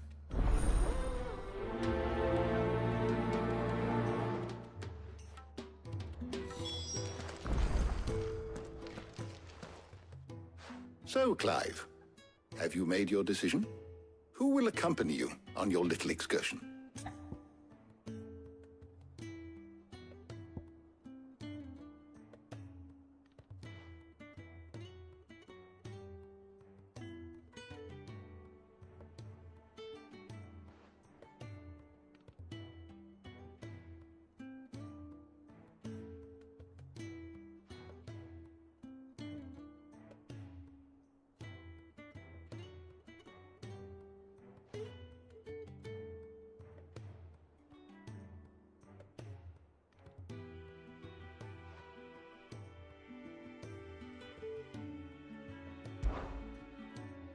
All right.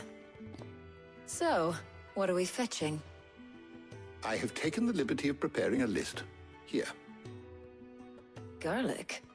Conch shells? Are you sure this is the right list? Looks like the ingredients for someone's supper. Though these items may seem mundane, they have potent effects that are rarely exploited, effects for which they were once highly prized. So much so, in fact, that they were harvested almost to extinction, hence moon dews having fallen from favor.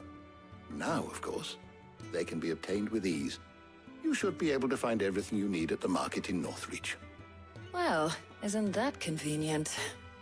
I was hoping to be able to make a trip over that way sometime soon. Need to speak to an old acquaintance. I'll meet you there. All right. Stay safe. See you later, Clive. Good luck with your research.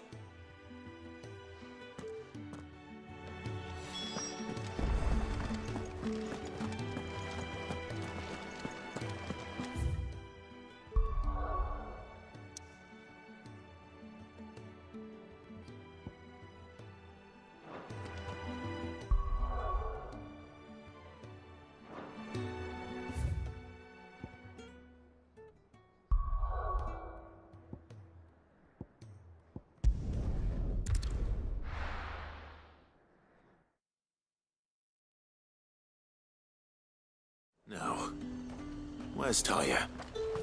There's talk. Things would have been different. Keep them pilchards nice and chilled. Need to stock up on I'll these. have you spoiling. There you are, Talia.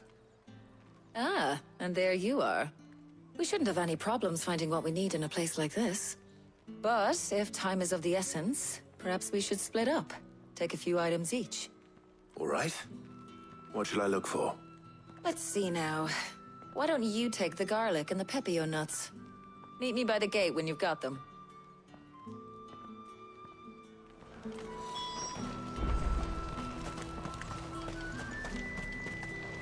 Do you see anything you like?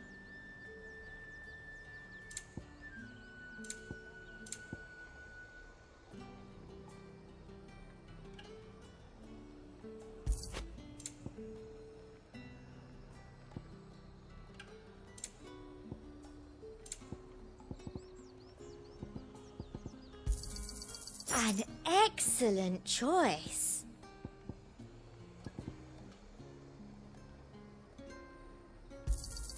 I do like a customer who knows what he wants. Buy, sell, or be gone.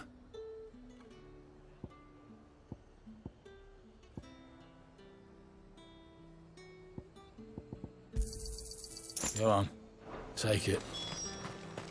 How the hell is anyone supposed to afford that price? What can I interest you in today? Ah, yes.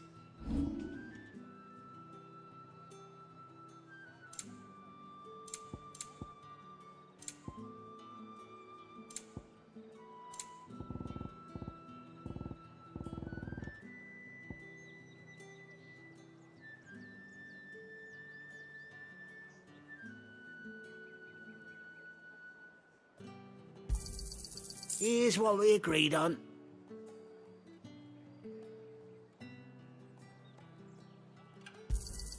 Yeah, that'll fetch a good price.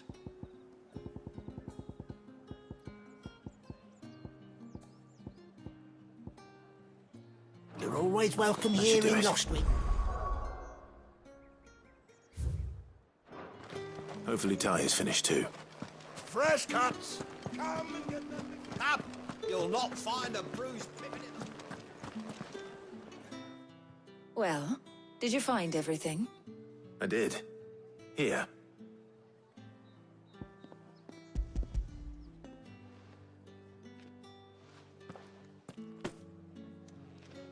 Garlic and pepio nuts. Job done. We should get this back to Tomes then. He'll be waiting.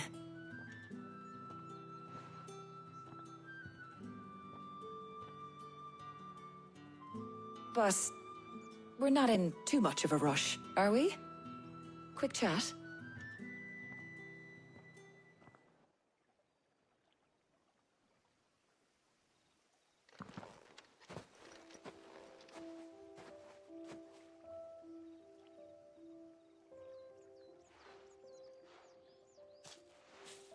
Do you know, I think this is the very first time we've been out on an errand together.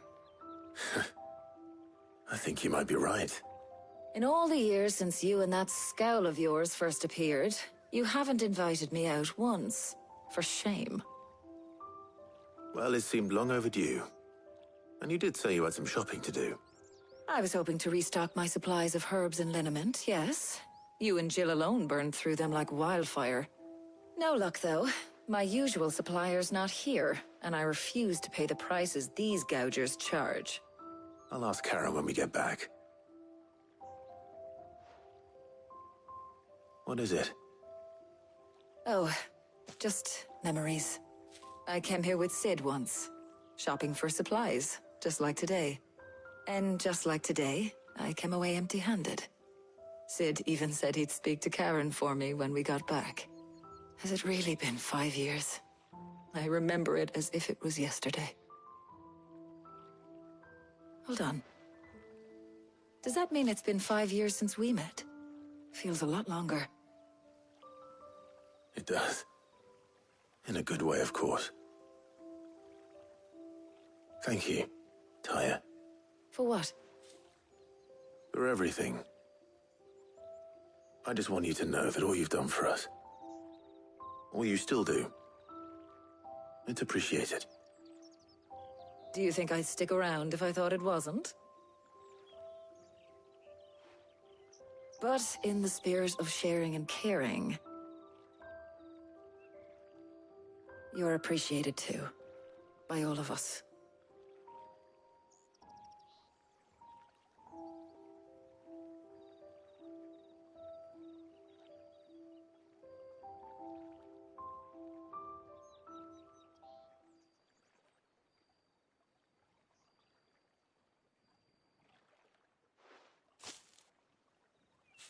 Well, I think we've tarried long enough. I ought to get these ingredients back to Tomes so he can make up this concoction of his. I'll meet you back at the hideaway, all right? All right. And thanks again. I heard you the first time.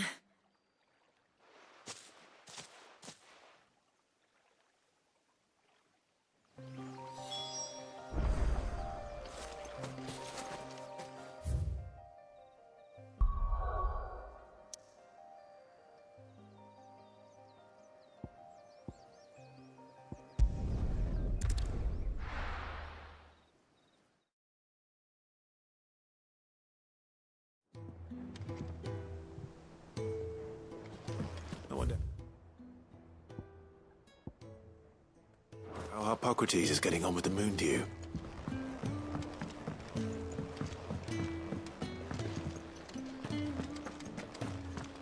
Oh, I'm never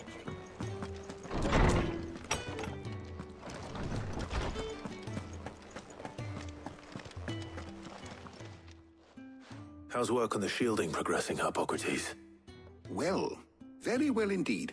And thanks in no small part to your kind assistance. I was just explaining to Tarja how we might best go about preparing the Moondew. And now that we have all the ingredients, we may begin. You can count on me. I've mixed more than a few mysterious concoctions in my time. I'm sure you have. What about the shielding itself? Work is underway, under the watchful eyes of Bardolph and Obolus. Apparently, it'll be ready soon. Thank you. All of you. Right then. Jill, would you join me in the infirmary? Many hands make light work and all that. Of course.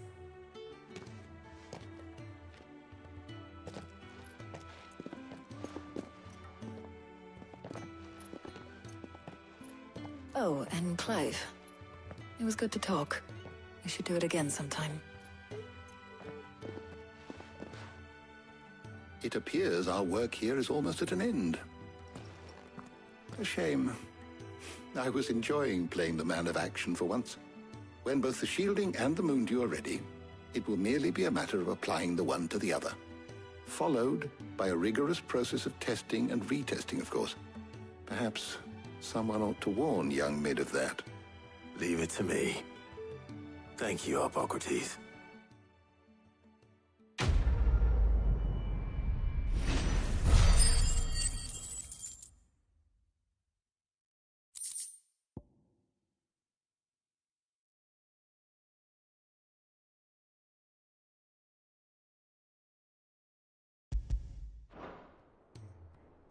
Well, I'd better go and give Mid the good news then.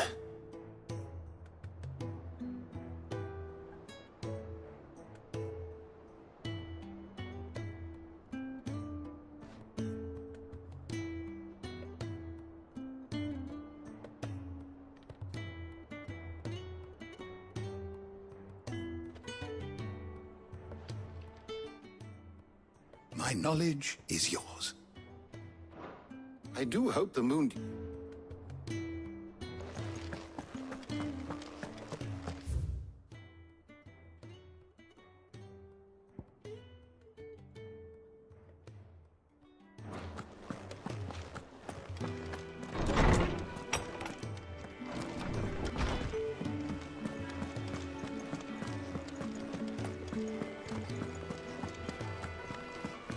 He cracked the crystal too.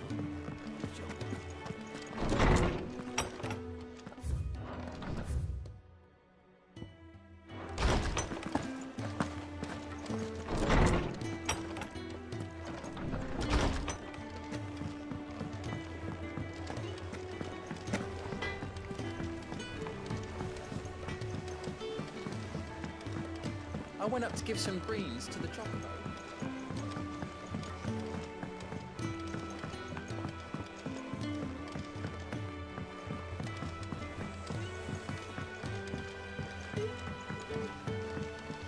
Mid hasn't been. Editors started reading books that don't have any pictures in.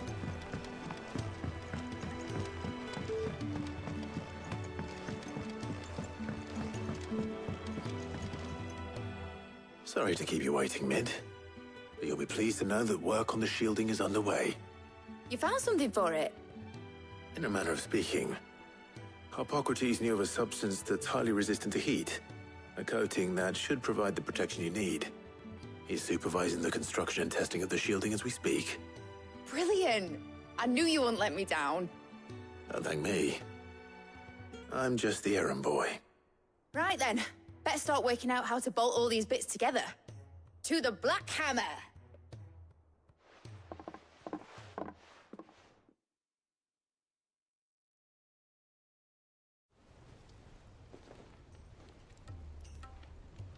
You know, when I got into the smithing game, I thought I'd be making swords and shields, not thermal bleeding didgeridoo-dahs. Displacement stacks. Same difference. Whatever you call it, I ain't putting it together in here. It's cramped enough as it is. Let's take this outside. Mid, you get all the parts lined up on the deck. I'll take care of the rest. On my way. Oh, and bring me the biggest hammer you can find. This is gonna require some precision walloping.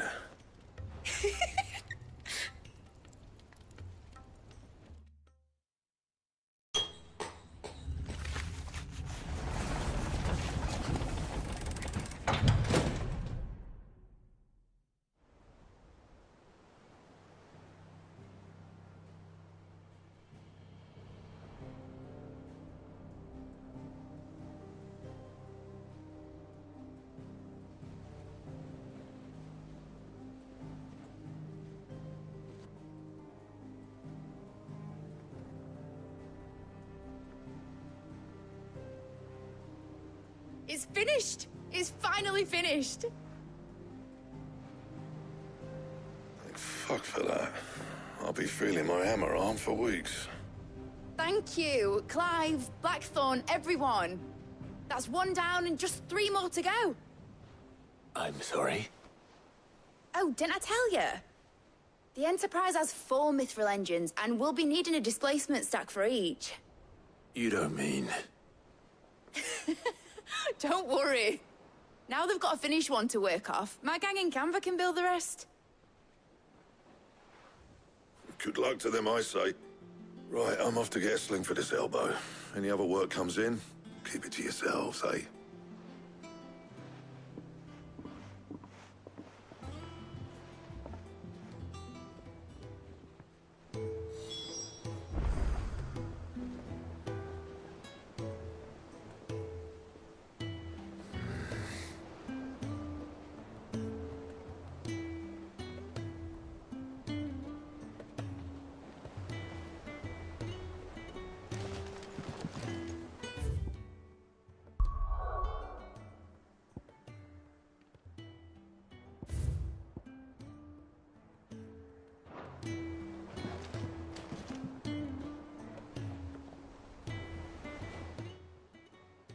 What's the matter? Nothing. Just daydreaming. Thinking about the Enterprise sailing off over the horizon to shores unknown. Searching for a land untouched by the Blight. Just like me and my dad planned. So if the worst came to the worst and every scrap of soil in the Twins turned black, we might still have a chance. That's what she was meant to be. You see, one last chance just in case we needed it. But now she's so close to being finished, I've realized I don't want her to be that. I don't want her to be just a lifeboat for us to cling to if things get desperate. I want people to sail aboard her by choice, not from the lack of it. In a world where we're not just trying to survive, but where we can actually live. I'm working on that. And I'll do everything I can to get you what you want. Don't you always? All right. My mind's made up. As soon as the Enterprise is fit to sail, I'm putting her under your command. Sod our plans, I'm trusting in yours. Are you sure about this? Something tells me it's what my dad would have wanted. He'd be proud of you. You were gonna visit his grave, weren't you? I was. And you can come too, now that your little project is finished. Right. There's just one thing I need to finish up first. Won't be a mo. All right. I'll let Otto know you're coming. Meet us in the mess when you're ready. Aye, aye, Captain.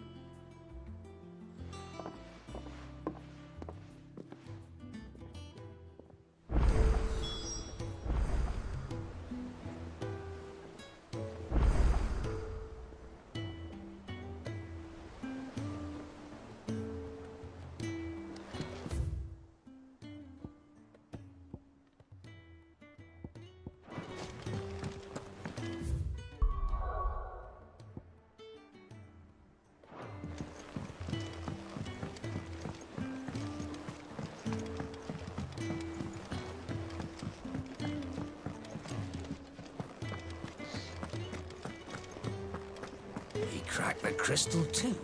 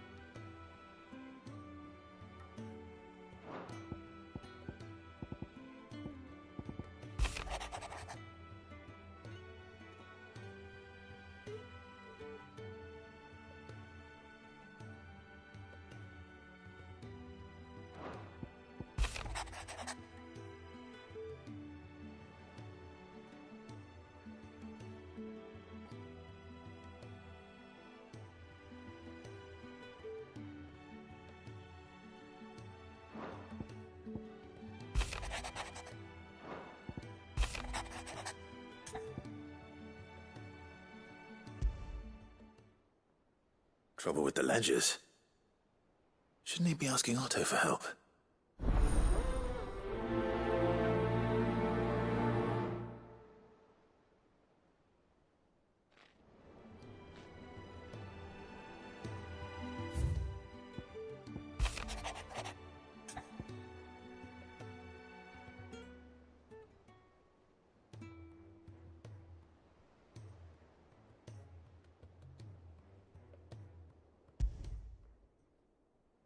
What could be wrong with Torgor? He seemed well enough when I last saw him.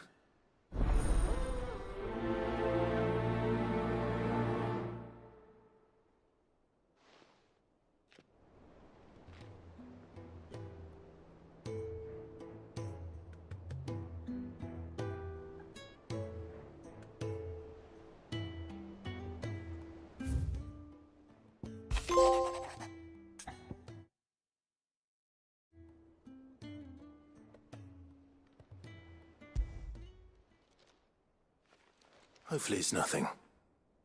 But I should speak to Blackthorn just in case.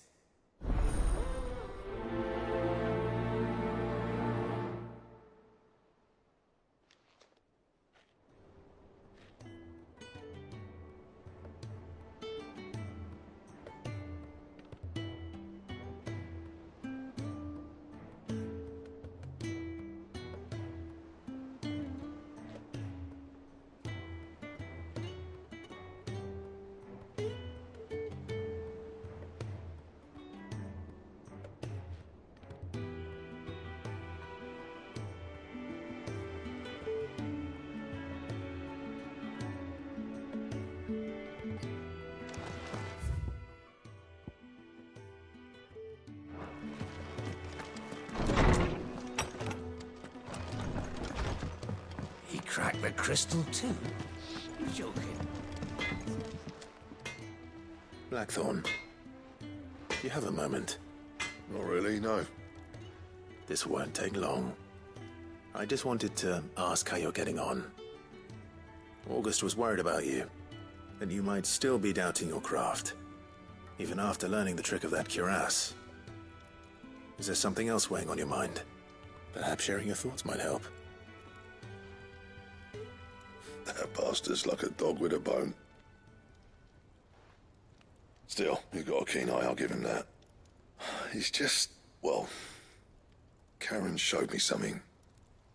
Something I've never seen before. And that was? A sword. An odd-looking thing with a single-edged blade.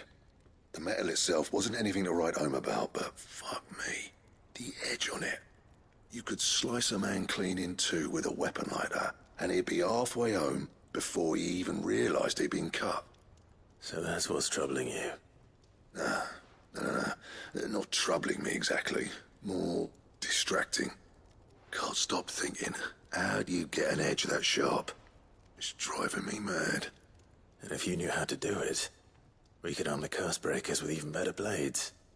That's about the size of it, yeah. I'll see what I can find out. Sharper swords are always welcome. And we can't have our master blacksmith being distracted. You're a soft touch, you know that. But I can't say I'm not grateful for it. Good luck, eh? Thank you. Let's see what Karen knows about this sword.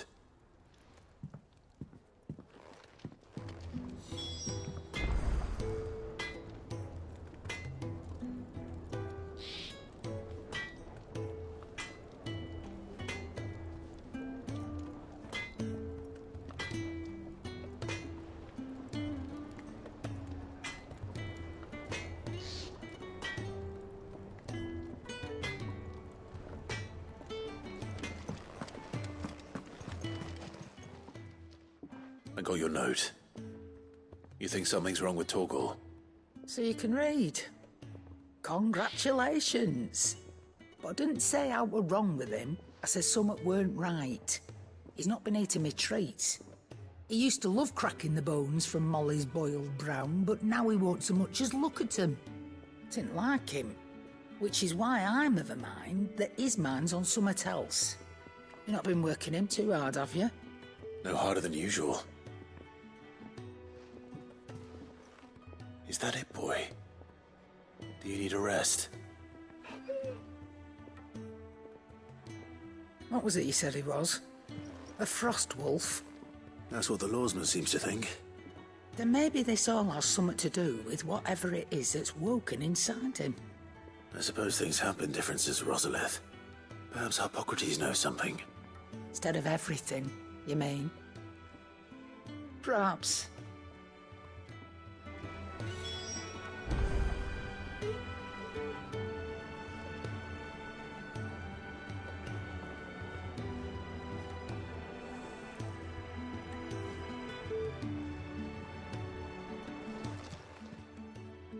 You're looking well, Karen. What do you want? Out with it. I want to know about the sword you showed Blackthorn. Single-edged and extremely sharp. Running around after him again, are you? I suppose I am, yes. But I need to help him find out how to work an edge like that. It's driving him to distraction. Little wonder, I suppose. There's not many like that make it as far as the twins, and those that do go straight into private collections. Which made it nice and easy finding a buyer. Can you tell me who bought it? Where is it now? You think I tell people who my clients are? Suppose you're not likely to go nicking him off me, are you now? Fine. If you stop mooning at me like that. Lord Ignac's the man you want. Delmechian bloke. Collects weapons and the like. And he's got more money than sense, which is why he's one of my favourite clients. Reckon he'll still be at the inn in Dalamil, where I left him. Thank you, Karen. Oh, and he's a touch eccentric, if you take my meaning. I appreciate the warning.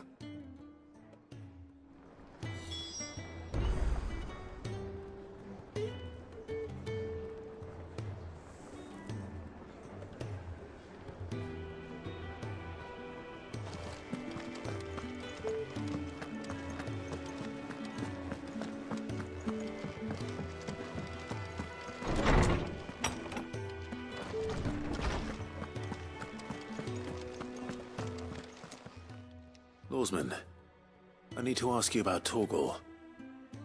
Something's not right with him. He isn't ill, is he? I don't think so.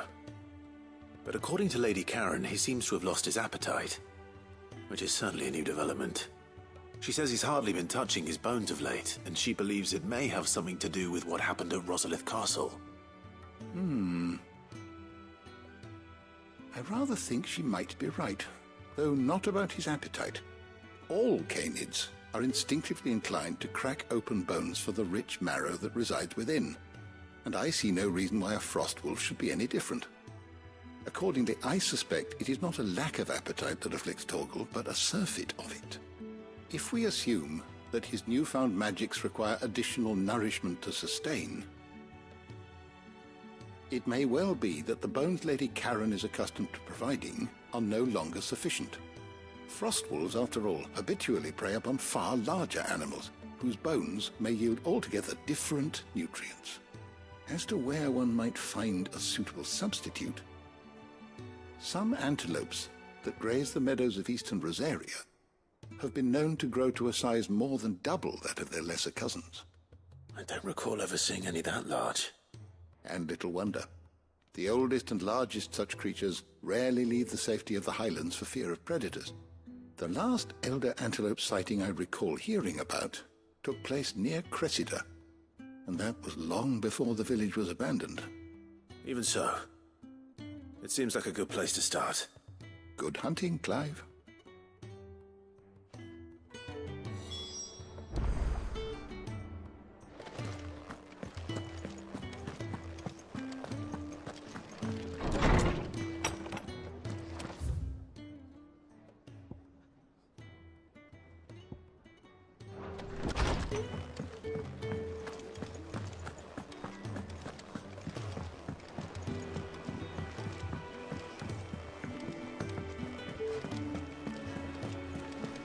Is that the thing Tomes helped to build? Mid told me she was building a ship.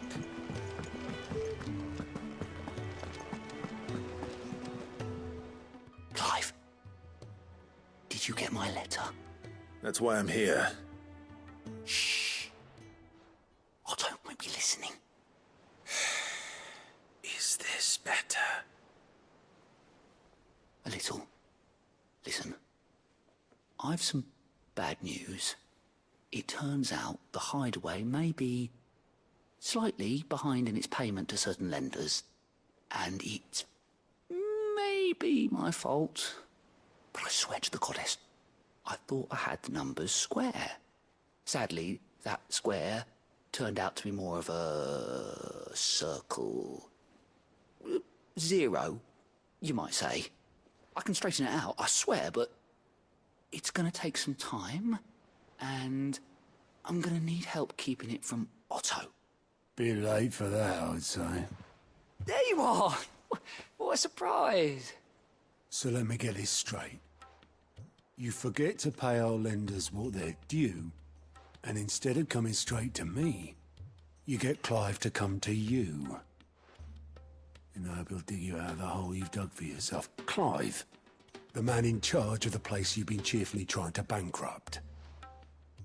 And you thought this was a cunning plan. Why? Well, who needs paying? Oh, just Martha. And the dame. And, well, Lady Karen. But only 500 talents. We owe 3 of our most trusted friends 5 million gil. Each. 5 million each. They lent us the bulk of the money we used to rebuild the Hideaway, you see, and, well, I must have made some sort of oversight. Those ledgers were my responsibility, and it was my decision to entrust them to you. This is my fault. Do we have that much to hand? I can always ask my uncle. No, we don't. And no, you won't. We've lightened Lord Rosfield's purse enough. After the king's ransom we had off him, he deserves better than to see our begging bowl. Besides, we'll need to learn to stand on our own if we're gonna make this work. All right. But that doesn't mean you have to shoulder the burden yourself. Is there anything I can do to help? There might be. How'd you fancy taking these to Martha and the dame? Rocks. Rocks, he says. Worth 1,000 talents apiece, these are. A little something Sid and I set aside for when times got lean. And I reckon 15 million in overdue debt probably qualifies. I just hope our associates' eyes are a bit more discerning than yours. I'm sure there will be. Should be me making the rounds, really. But you know how it is with this place. Orders to bark, arses to wipe, and all that. I know. Which is why I don't mind going in your place. Go. Do you know why I only gave Master Clive here 2 star rubies? Because you'd rather Lady Karen killed Me? Because I'd rather Lady Karen killed you. Yes. Well, I suppose this is goodbye then. Don't worry. I'm sure Karen will understand. Really? Do you think so? No, I don't.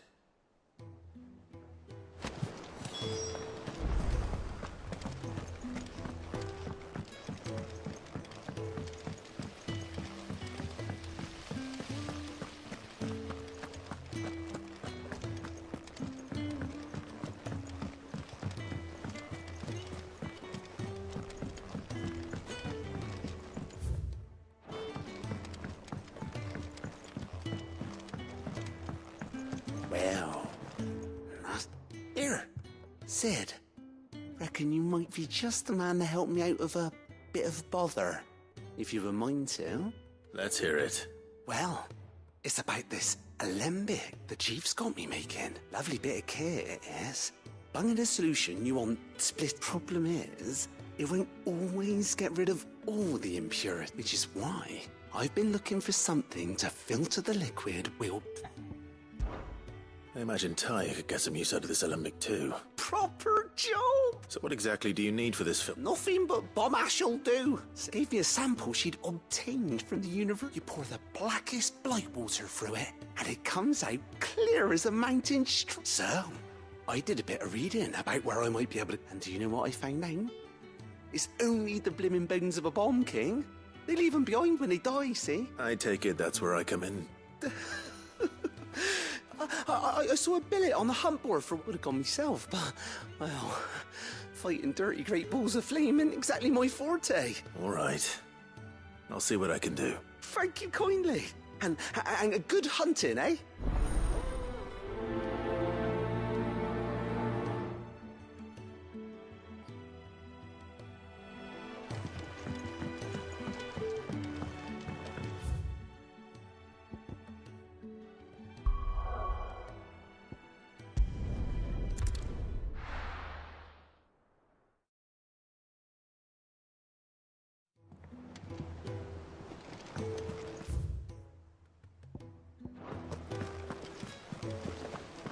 Is that the thing Tomes helped? Mid told me she was building a ship.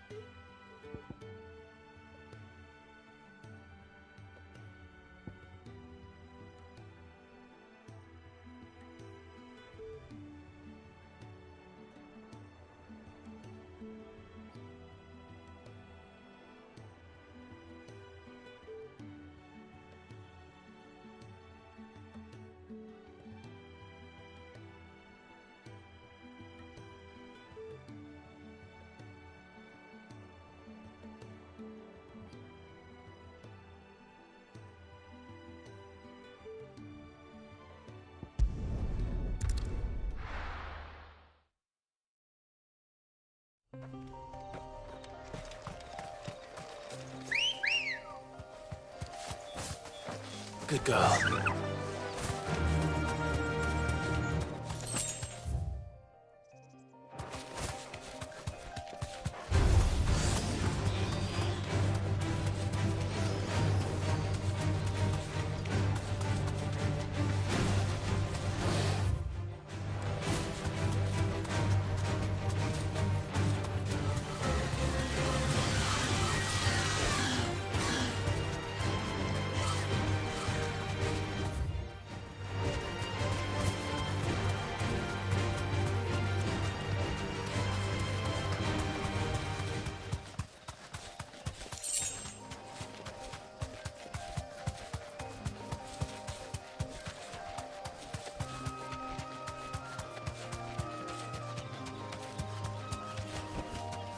I can walk from here.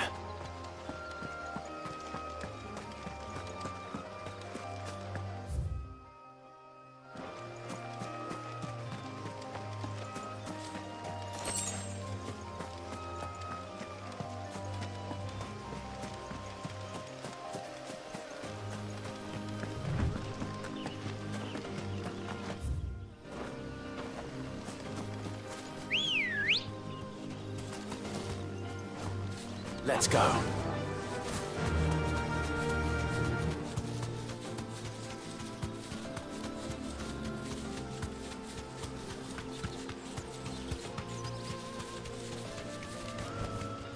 That'll do, girl.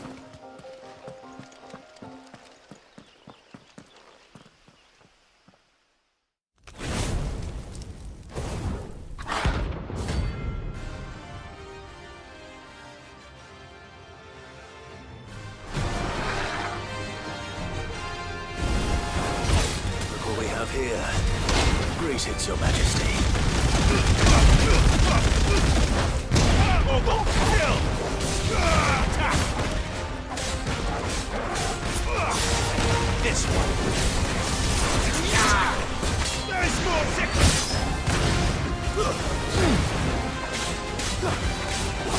Over here!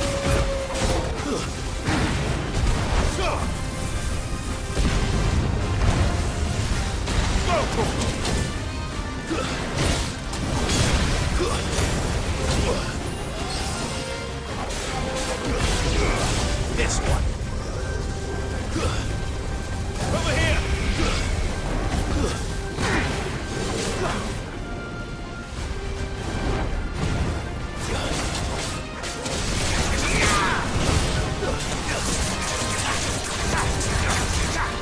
Over here.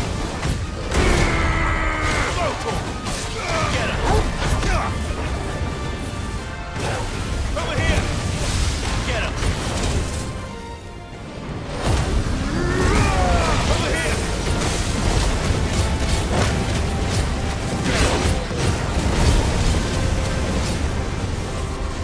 Go for it.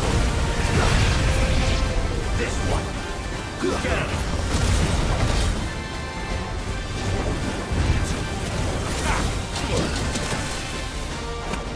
This one.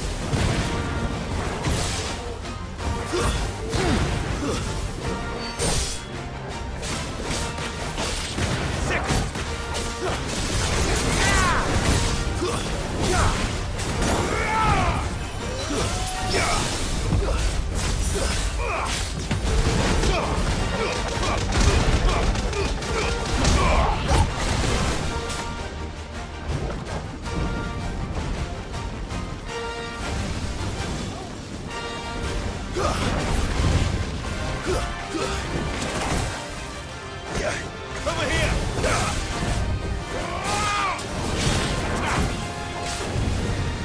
Get him! Over here!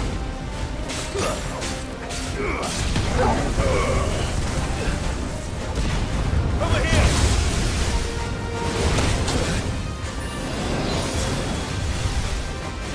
Go for it!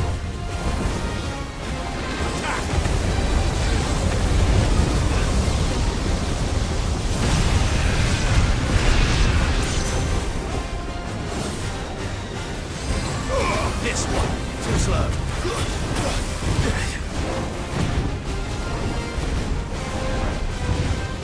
Sick. Nice move. Go for it. Stay down. Over here. Sick.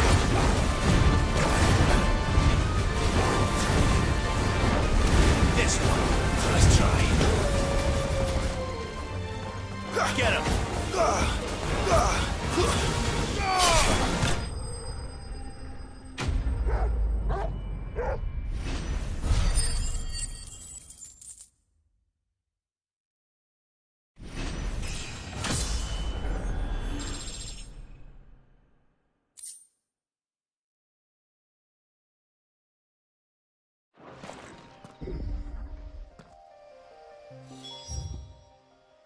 Your reign is over. Now to collect the ash. This looks like the stuff. Let's see if there's any more.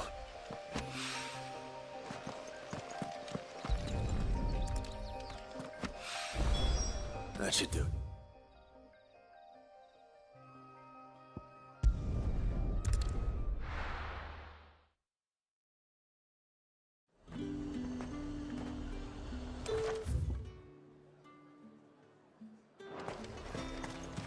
There's talk at the glass.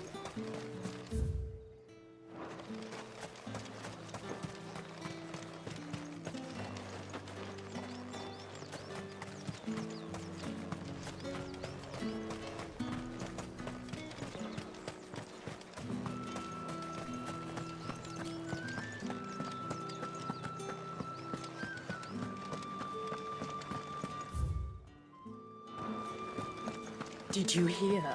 The gates to heaven. I want to see you again.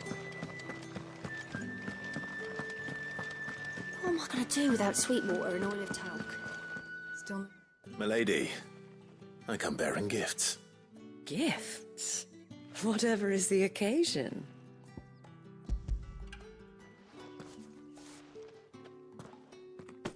Oh my. Clive, you really have outdone yourself.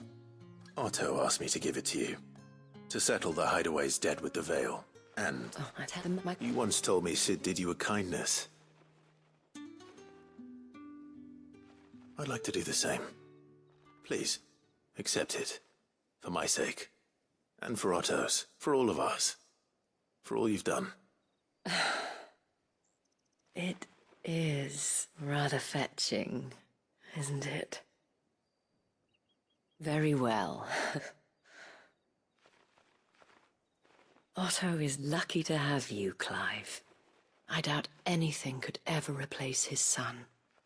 But you and the others at the Hideaway are the closest thing he has to family. Otto had a son. Long ago, yes. Cid told me Otto lost him when he was just a boy, and blamed himself for not being able to stop it. I don't know how it happened, whether there was anything he could have done, but it was clear that it weighed heavily on him. I didn't know. How could you have? I doubt anyone did.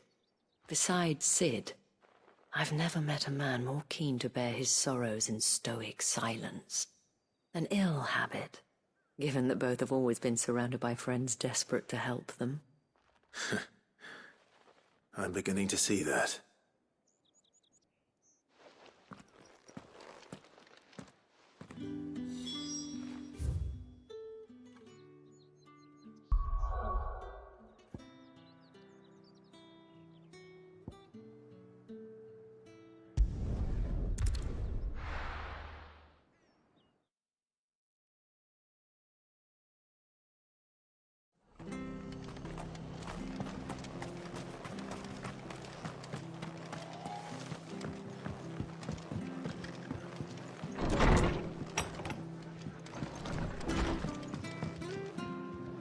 Clive, we weren't expecting you. I wasn't expecting, but it seems we still owe you a considerable amount of coin for your help with our rebuilding efforts. And though I doubt it's what you were expecting, we were hoping you'd take this as payment.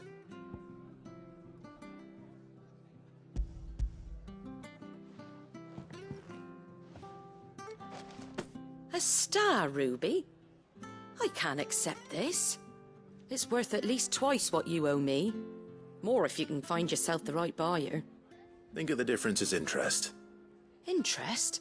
If word got out I charged that much, no one would ever borrow from me again. Anyway, why are you the one here asking me about this? I'd have expected Otto. Bit much sending the Lord Marquis out to settle your debts, isn't it? The old goat working himself to death again. Something like that. Most days I think he's the only reason the Hideaway's still standing. Same as always, eh? Back when the place was nothing but a twinkle in the eye of a recently retired Lord Commander, Word is, he was the first one Sid reached out to. Probably knew that without his strong arm and level head, the idea would never get off the ground.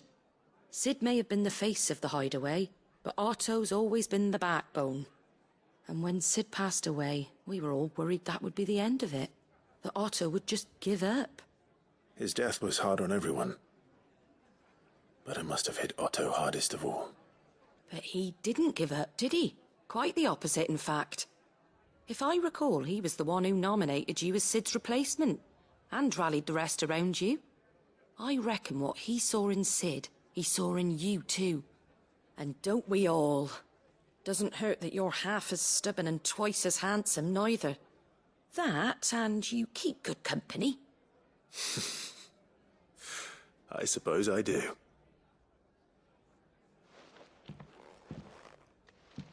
Gob will want to know the stones were delivered. If he's still with us.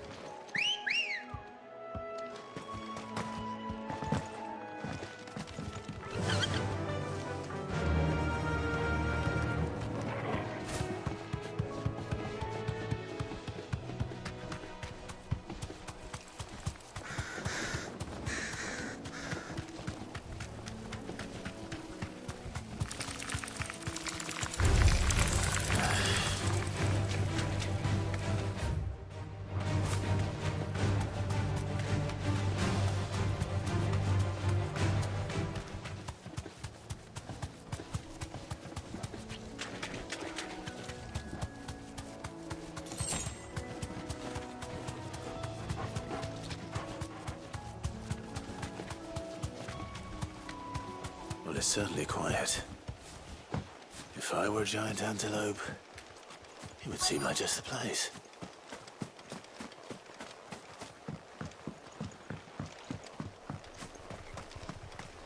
I doubt we'll find one bigger than that. Hungry, Torgal?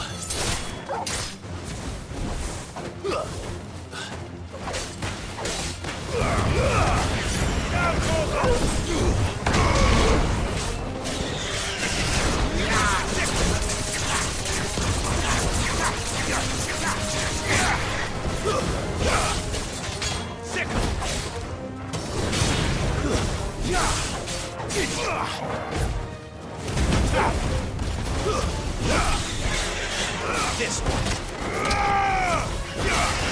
There's more.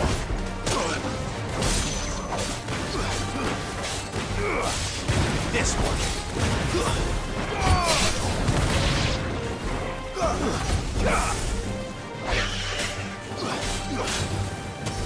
Over here.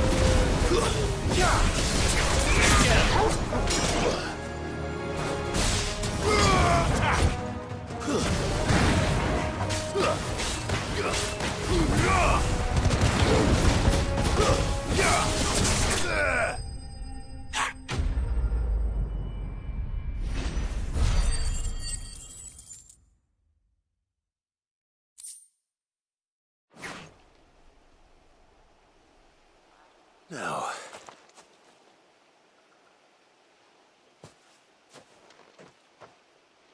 Will it be enough, I wonder?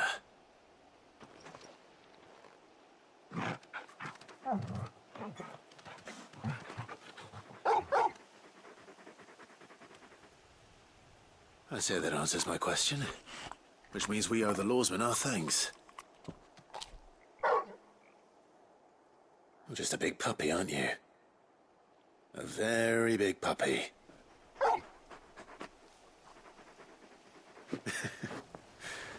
You do know you can take that with you, Torgal. Lady Karen will be relieved to hear you've got your appetite back. Come on, boy.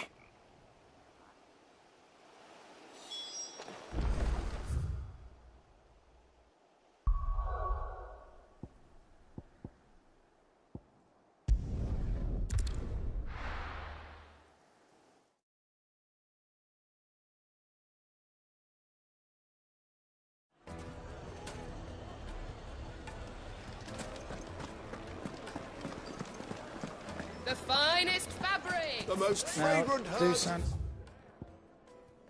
I know you're keen, The but do breadth you of the have- twins. People take notice of wealthy men.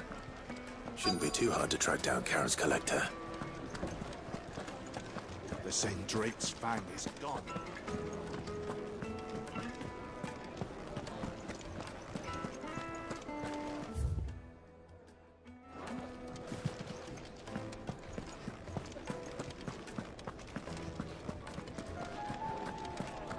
Welcome. If you're hoping for a bed, I'm afraid you'll have to look elsewhere.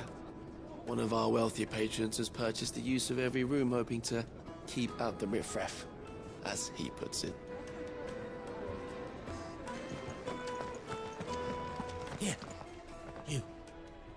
Listen, I've got this theory. The Fallen, I don't think they all fell. Some of them are still living among us. You could be one of them. I could be one of them. Back again, are you? Any more trouble and you'll be barred for life, however deep your friends' pockets might be.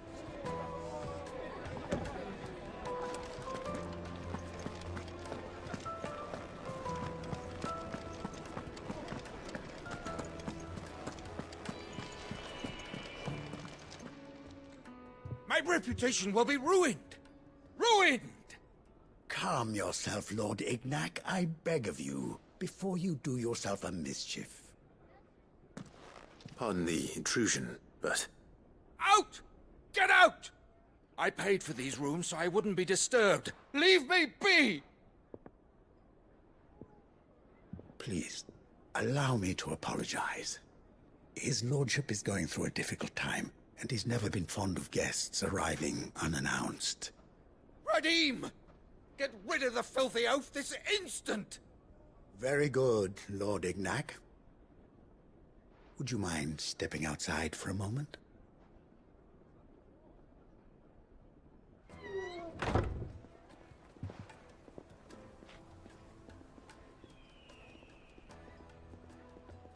I'm sorry if I've caused you any trouble. That? No. That's just how his lordship is. Though the morning's events have left him somewhat fractious. He has been dispossessed of his luggage, you see. The thieves also made away with a considerable amount of coin. Coin the innkeeper will soon be keen to collect. I don't suppose a certain blade was among the stolen items. A single-edged sword. It was purchased from a merchant friend of mine. Ah, you know Lady Karen. Yes, I'm afraid it was. Then I'll retrieve Lord Ignac's luggage. But I have one condition. You have but to state it. You are welcome to anything that is within my power to grant. I want an audience with Lord Ignac. A few minutes should be enough. Then I'll be on my way. A condition I would be a fool to refuse. Of course, you shall have your audience. I don't suppose you saw where the thieves went. I did not, no. Though some discreet inquiries made on his lordship's behalf mean that I know where you might find them. The bandit's bed. Every ill-gotten coin in Dalamil is said to pass through that disreputable corner of the Valcroy. And that's where I'm heading. I shall speak to Lord Ignac in your absence, and arrange for an audience upon your triumphant return. That will be very kind of you. Farewell, and best of luck.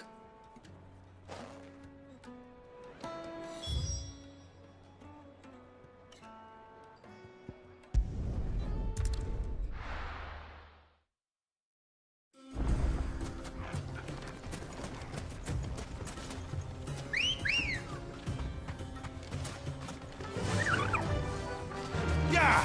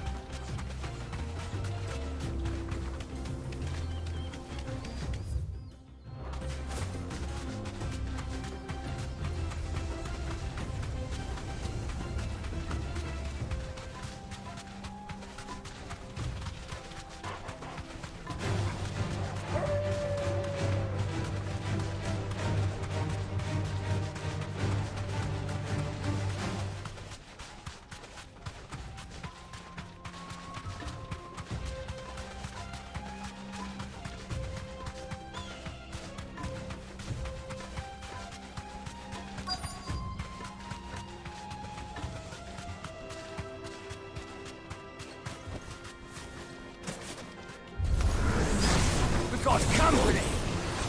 Come on, lads, let's tear the bastard's head off! Get him!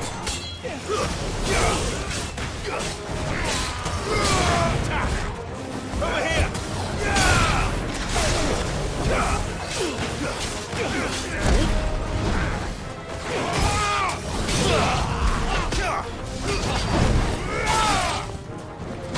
This one!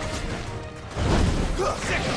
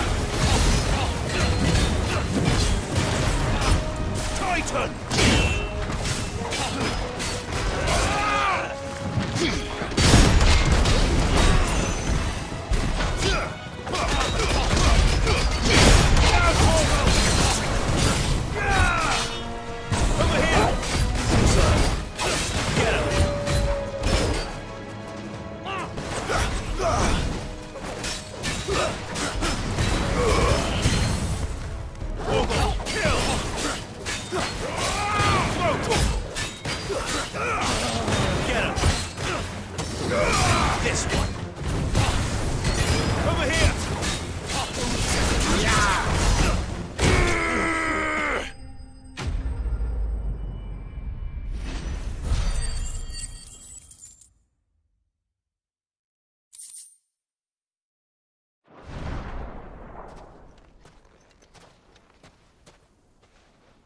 This must be Ignac's luggage. Nothing seems to be damaged. All right. Let's get it back to Dalamel.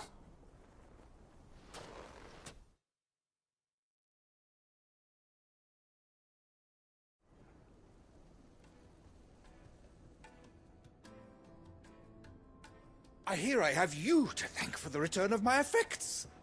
What shall I call you, my good man? Wyvern. Glad to make your acquaintance. A formidable name indeed. Well, Wyvern, I appear to be in your debt. Redeem here tells me you wished for an audience. Is that all? A few moments of your time should suffice, yes. You're a peculiar fellow, Wyvern. All right, speak. Master Wyvern was wondering if you could tell him about a certain single-edged sword you recently acquired. Oh, a true work of art, that one. Karen drove me hard on the price, but I would have sold her Radim here to get my hands on that sword. It was made in the Outer Isles, far beyond the Twins, and is used exclusively by the practitioners of a unique school of swordsmanship. They believe no combat should ever exceed a single strike, and hone their blades to such perfection that none ever does. Each sword is made for that one perfect stroke, and for that stroke only. They crack upon a second blow. There's a brutal sort of beauty to it, really. But how do they hone such an edge? Fine question. Why, they use a whetstone, of course. Whetstones, rather. A whole array of them, ranging from the coarse to the fine. 10,000 licks with the sharpening stone, then 10,000 more. But it is the final stone which lends the blade its legendary sharpness. A mineral quite foreign to this great realm of ours. And that is the key. The secret ingredient. Wyvern, it occurs to me that my little lecture is hardly equal to services rendered. Take this, together with my regards. The very stone of which I spoke. Far rarer among collectors than even the blade itself. And a far more fitting payment. Thank you. Pardon the intrusion, my lordship. However, it is long past time we prepared ourselves to depart. So it is. I am locked in bitter competition with a rival collector of curiosities. I am one step ahead of the unscrupulous scoundrel, but he is hard at my heels. Are there many other collectors out there? Too many to count, but only one do I consider my nemesis. Lord Byron Rosfield. And is a perennial thorn in my side. I can imagine. Farewell, Wyvern. May our paths cross again. Radim, we mustn't dawdle.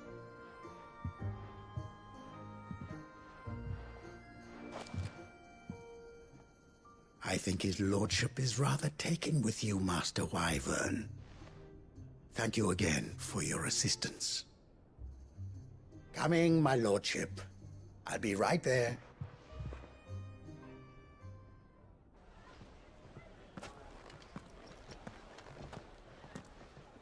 Trust Uncle Byron to find such an interesting rival. Now, let's see what Blackthorn makes of this whetstone, shall we?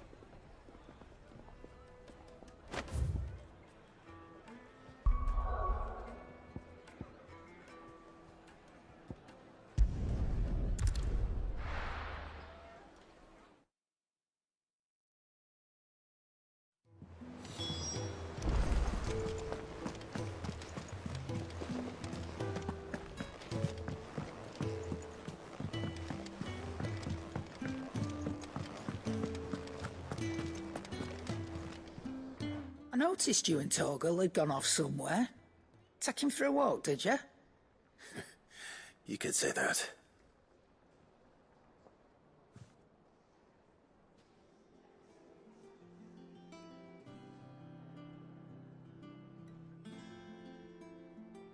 So, Molly's leftovers weren't good enough, eh? That'll teach me for treating you like you're still a pup. All right, no need to shout. Now we know what you're after, I can see about getting some in. Speaking of which, I brought one for later. Can I leave it with you?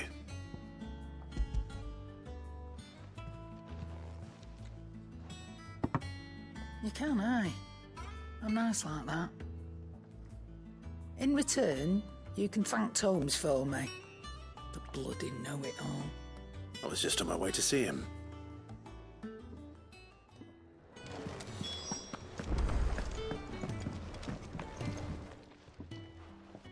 Sorry for the wait, but hopefully you'll agree it was worth it. You learned something about that sword, then? I did better than that.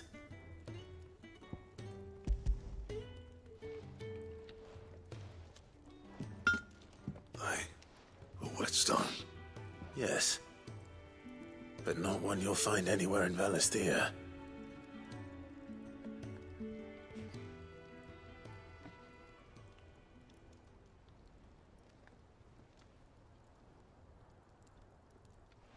No wonder I couldn't get the same finish on the grinding wheel. One hit and all done, eh? Might not be so bad if all you ever fought were duels. Good luck on the battlefield. Your second opponent would be your last, no matter how good you were. Even so, is there some way it could be used to give the Cursebreakers an edge? I think so, yeah. With this whetstone and the right kind of steel, I could probably even make a twin of the blade that rattled me. But there'd be no replacing this little rock once I worn it down to a sliver. I reckon we get a dozen swords from it, if that. Swords that the Cursebreakers wouldn't know how to wield properly, and that would see them through a single fire piece.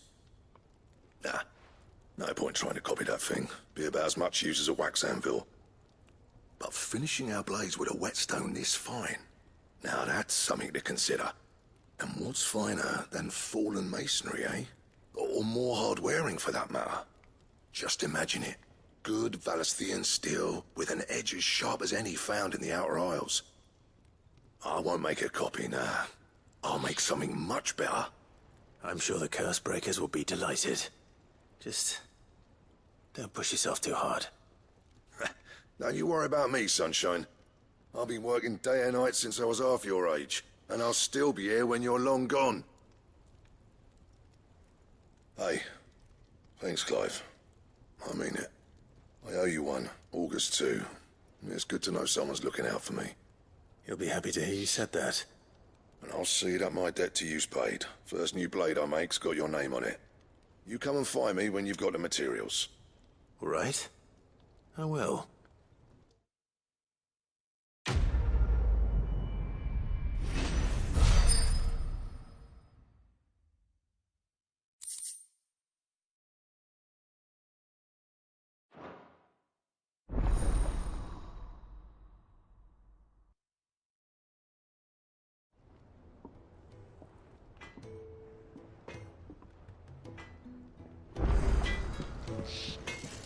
Back, are ya?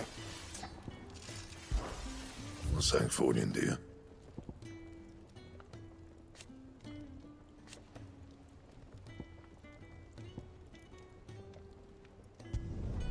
Not bad, if I do say so myself.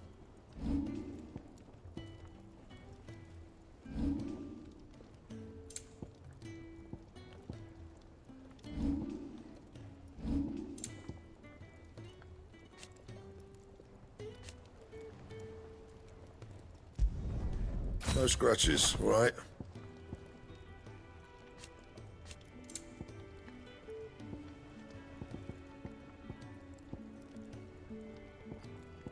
And? He cracked the crystals.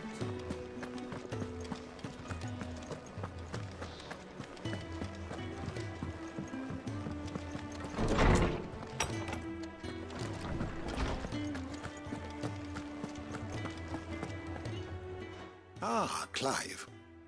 Were you able to locate your quarry? We were indeed, Lawsman. You pointed us in exactly the right direction. And Torgal's been a very happy hound ever since. Very good, very good. Lady Karen sends her thanks, by the way, for your part in solving the mystery. Ah. But that reminds me. After your last visit, I found myself pondering Torgal's talents.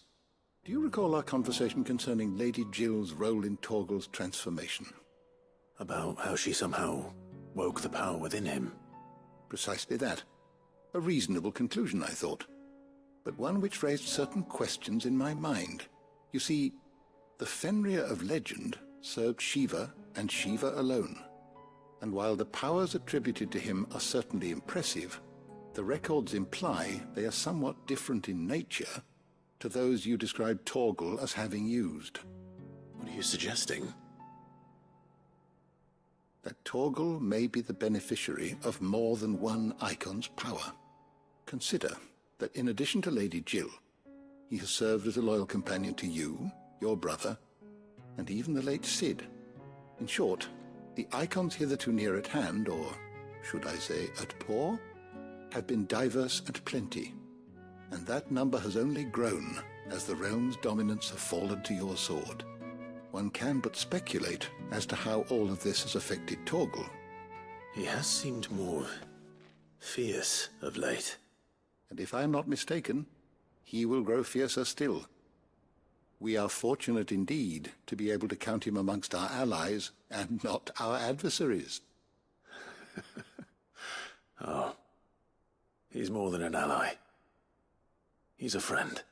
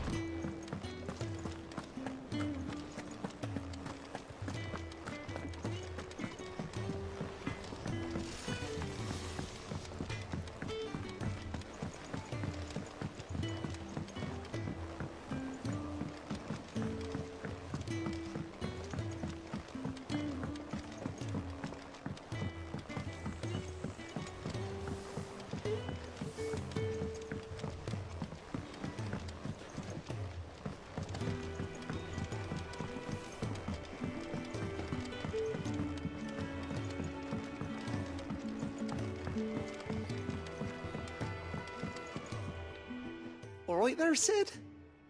How's that hunt for the bomb ash going? I have it here.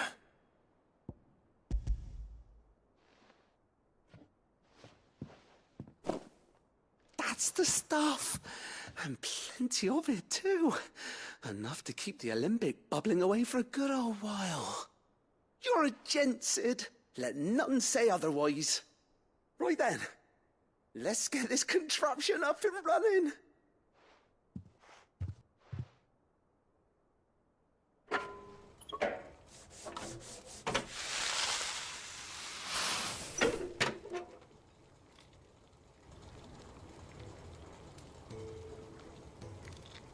There we have it.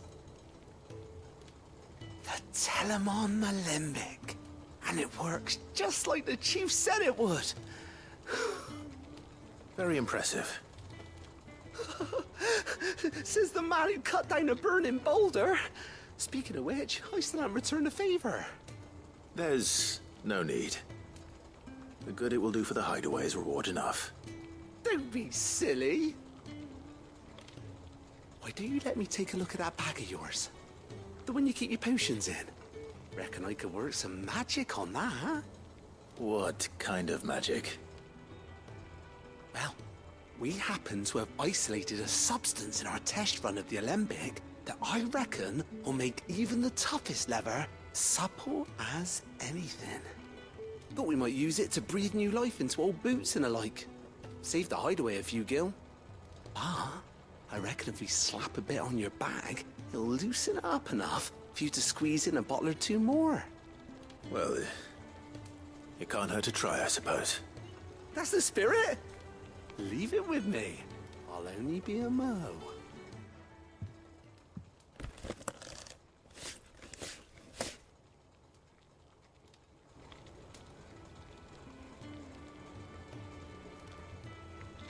Well, what do you reckon? It certainly feels more flexible. Right? Told you. Thank you. I think. No. Thank you for supporting Mid and the rest of us in our endeavors. Without you, we'd never have been able to discover wonders like that stuff I rubbed on your bag. And I'm telling you, there's plenty more where that came from.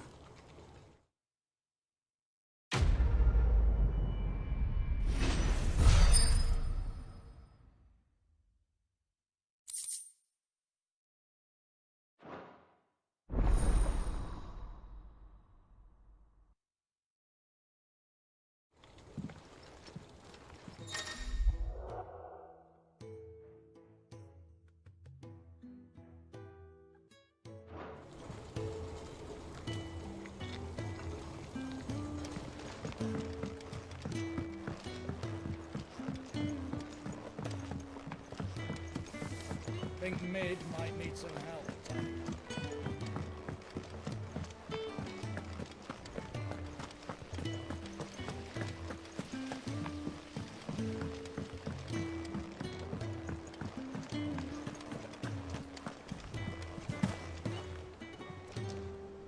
Goat. Still alive, I see. So Lady Karen accepted the ruby. Ah, about that. I tried my best, but she was just too stubborn to take it. She threw it right back in my face, in fact, and told me I could stick my stupid stone where the sun don't shine. Karen refused payment. I hope it wasn't something I said. I'm sure you were as tactful as ever. Let me see what I can do. Oh, wonderful.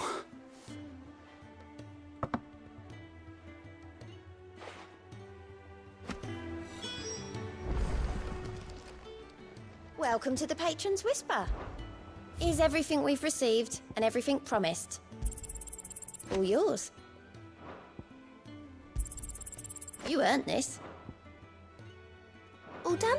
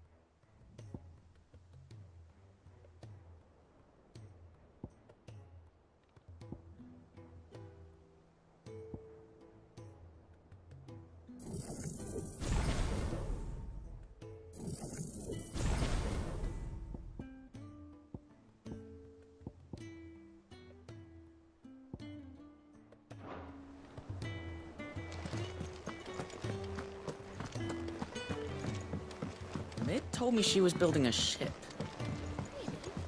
Is that the thing Tomes helped to do?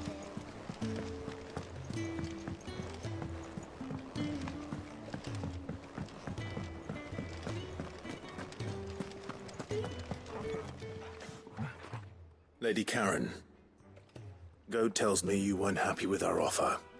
Would you prefer the debt was repaid in coin? What debt? I don't recall lending any of you lot me hard-earned gil.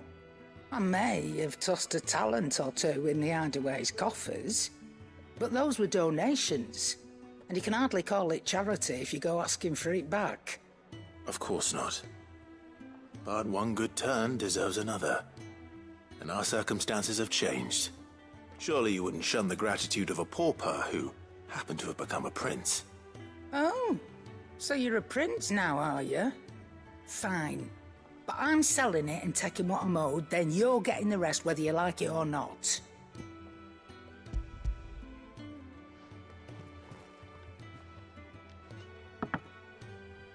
Where'd you even get this?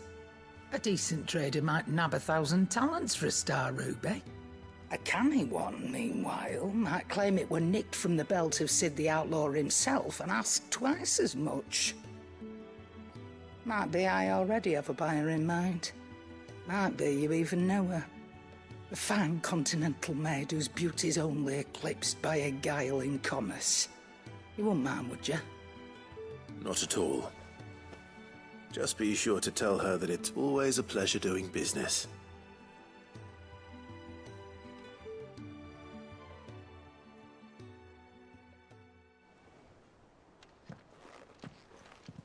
I hear you ended up delivering all 3 stones. Thanks to this lump. I sometimes wonder what I pay you for. Speaking of which, I still haven't been paid last month's wages.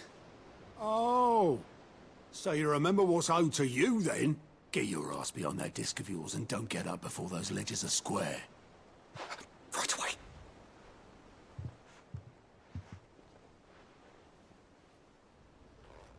I've seen that before. Yeah. Plenty of times. It was the only goblet Sid ever used. Either out of habit, or because the filthy soul couldn't be bothered to find a clean one. I knew so little about him. Like most people.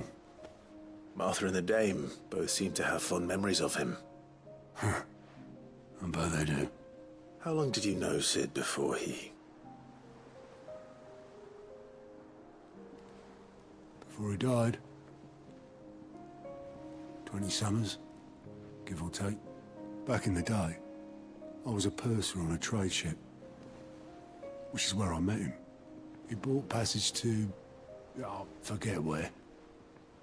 And having nothing better to do on the long nights, we sat up drinking island rum till the morning bell dragged me back to my duties. Quit my post not long after that. On account of making a fine maiden's belly fat. But me and Sid stayed close, promising we'd one day sail the seas again. That was before fate stepped in and said she was having none of it. The magic woke inside my son soon after his first name day, and there was no hiding his knack. Couldn't you and your family have... My family were the ones who summoned the constable, wanted the monster taken away. I couldn't turn my back on him, forget what I felt, and I couldn't for the life of me understand how they could. Luckily, Sid was of the same mind as me. It was him who stood beside me when all I wanted was to tear the whole world down. Him who cried for me when I had no tears left of my own. Him who swore he'd do everything he could to stop it from happening again. And he was true to his word, too. Left the Royal Army once and for all. His ranks, his ribbons, gone. Just like that. Threw away everything he had. All to right a wrong that no one else had the courage to face. I knew then. I'd follow that man to the ends of the earth.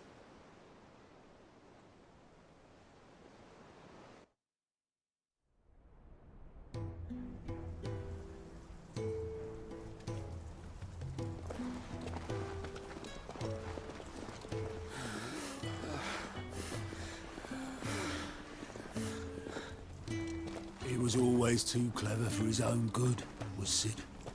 Saw the world for what it really was, while the rest of us were content to go along with the lie we were shown. And it can't have been easy, bearing that burden alone.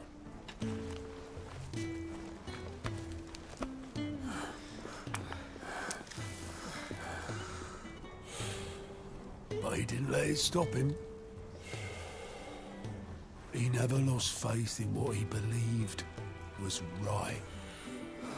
And that gave us faith in him. Faith he'd steer us true. So I swore to myself that I'd always be right behind him, ready to catch the stubborn sod, if ever he should fall.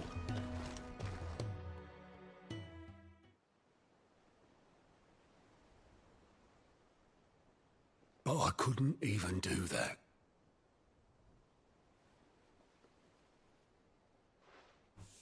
Ignore me. Just the ramblings of a tired old man. Leave that lot. I'll tidy it up in a bit.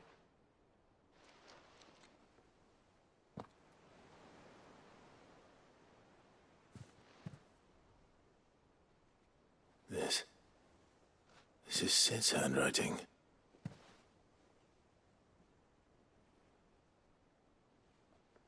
Dear Otto. I may be drunk, but I wanted you to know this place would be fucked without you. Love you, you grumpy old sod.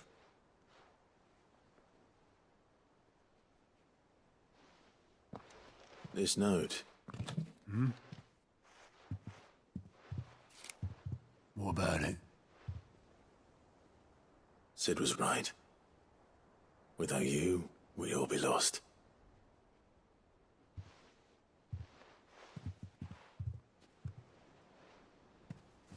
He should have bloody well said so then.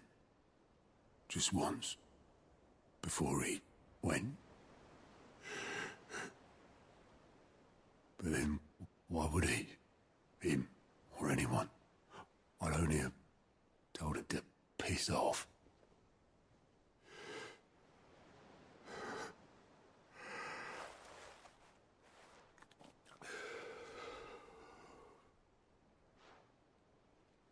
You're wrong, though. Both of you. It was never just me keeping the hideaway afloat. It was all of us. I just shoved people in the right direction. I barely seem to be able to do that anymore.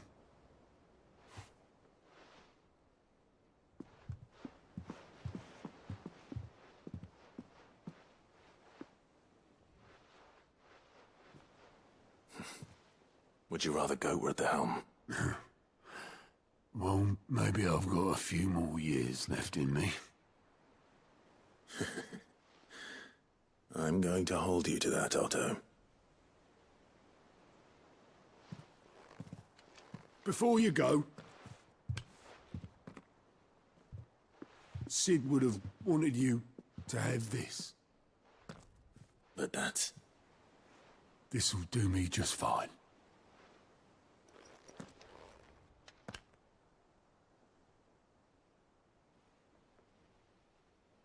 Thanks for the ray of sunshine.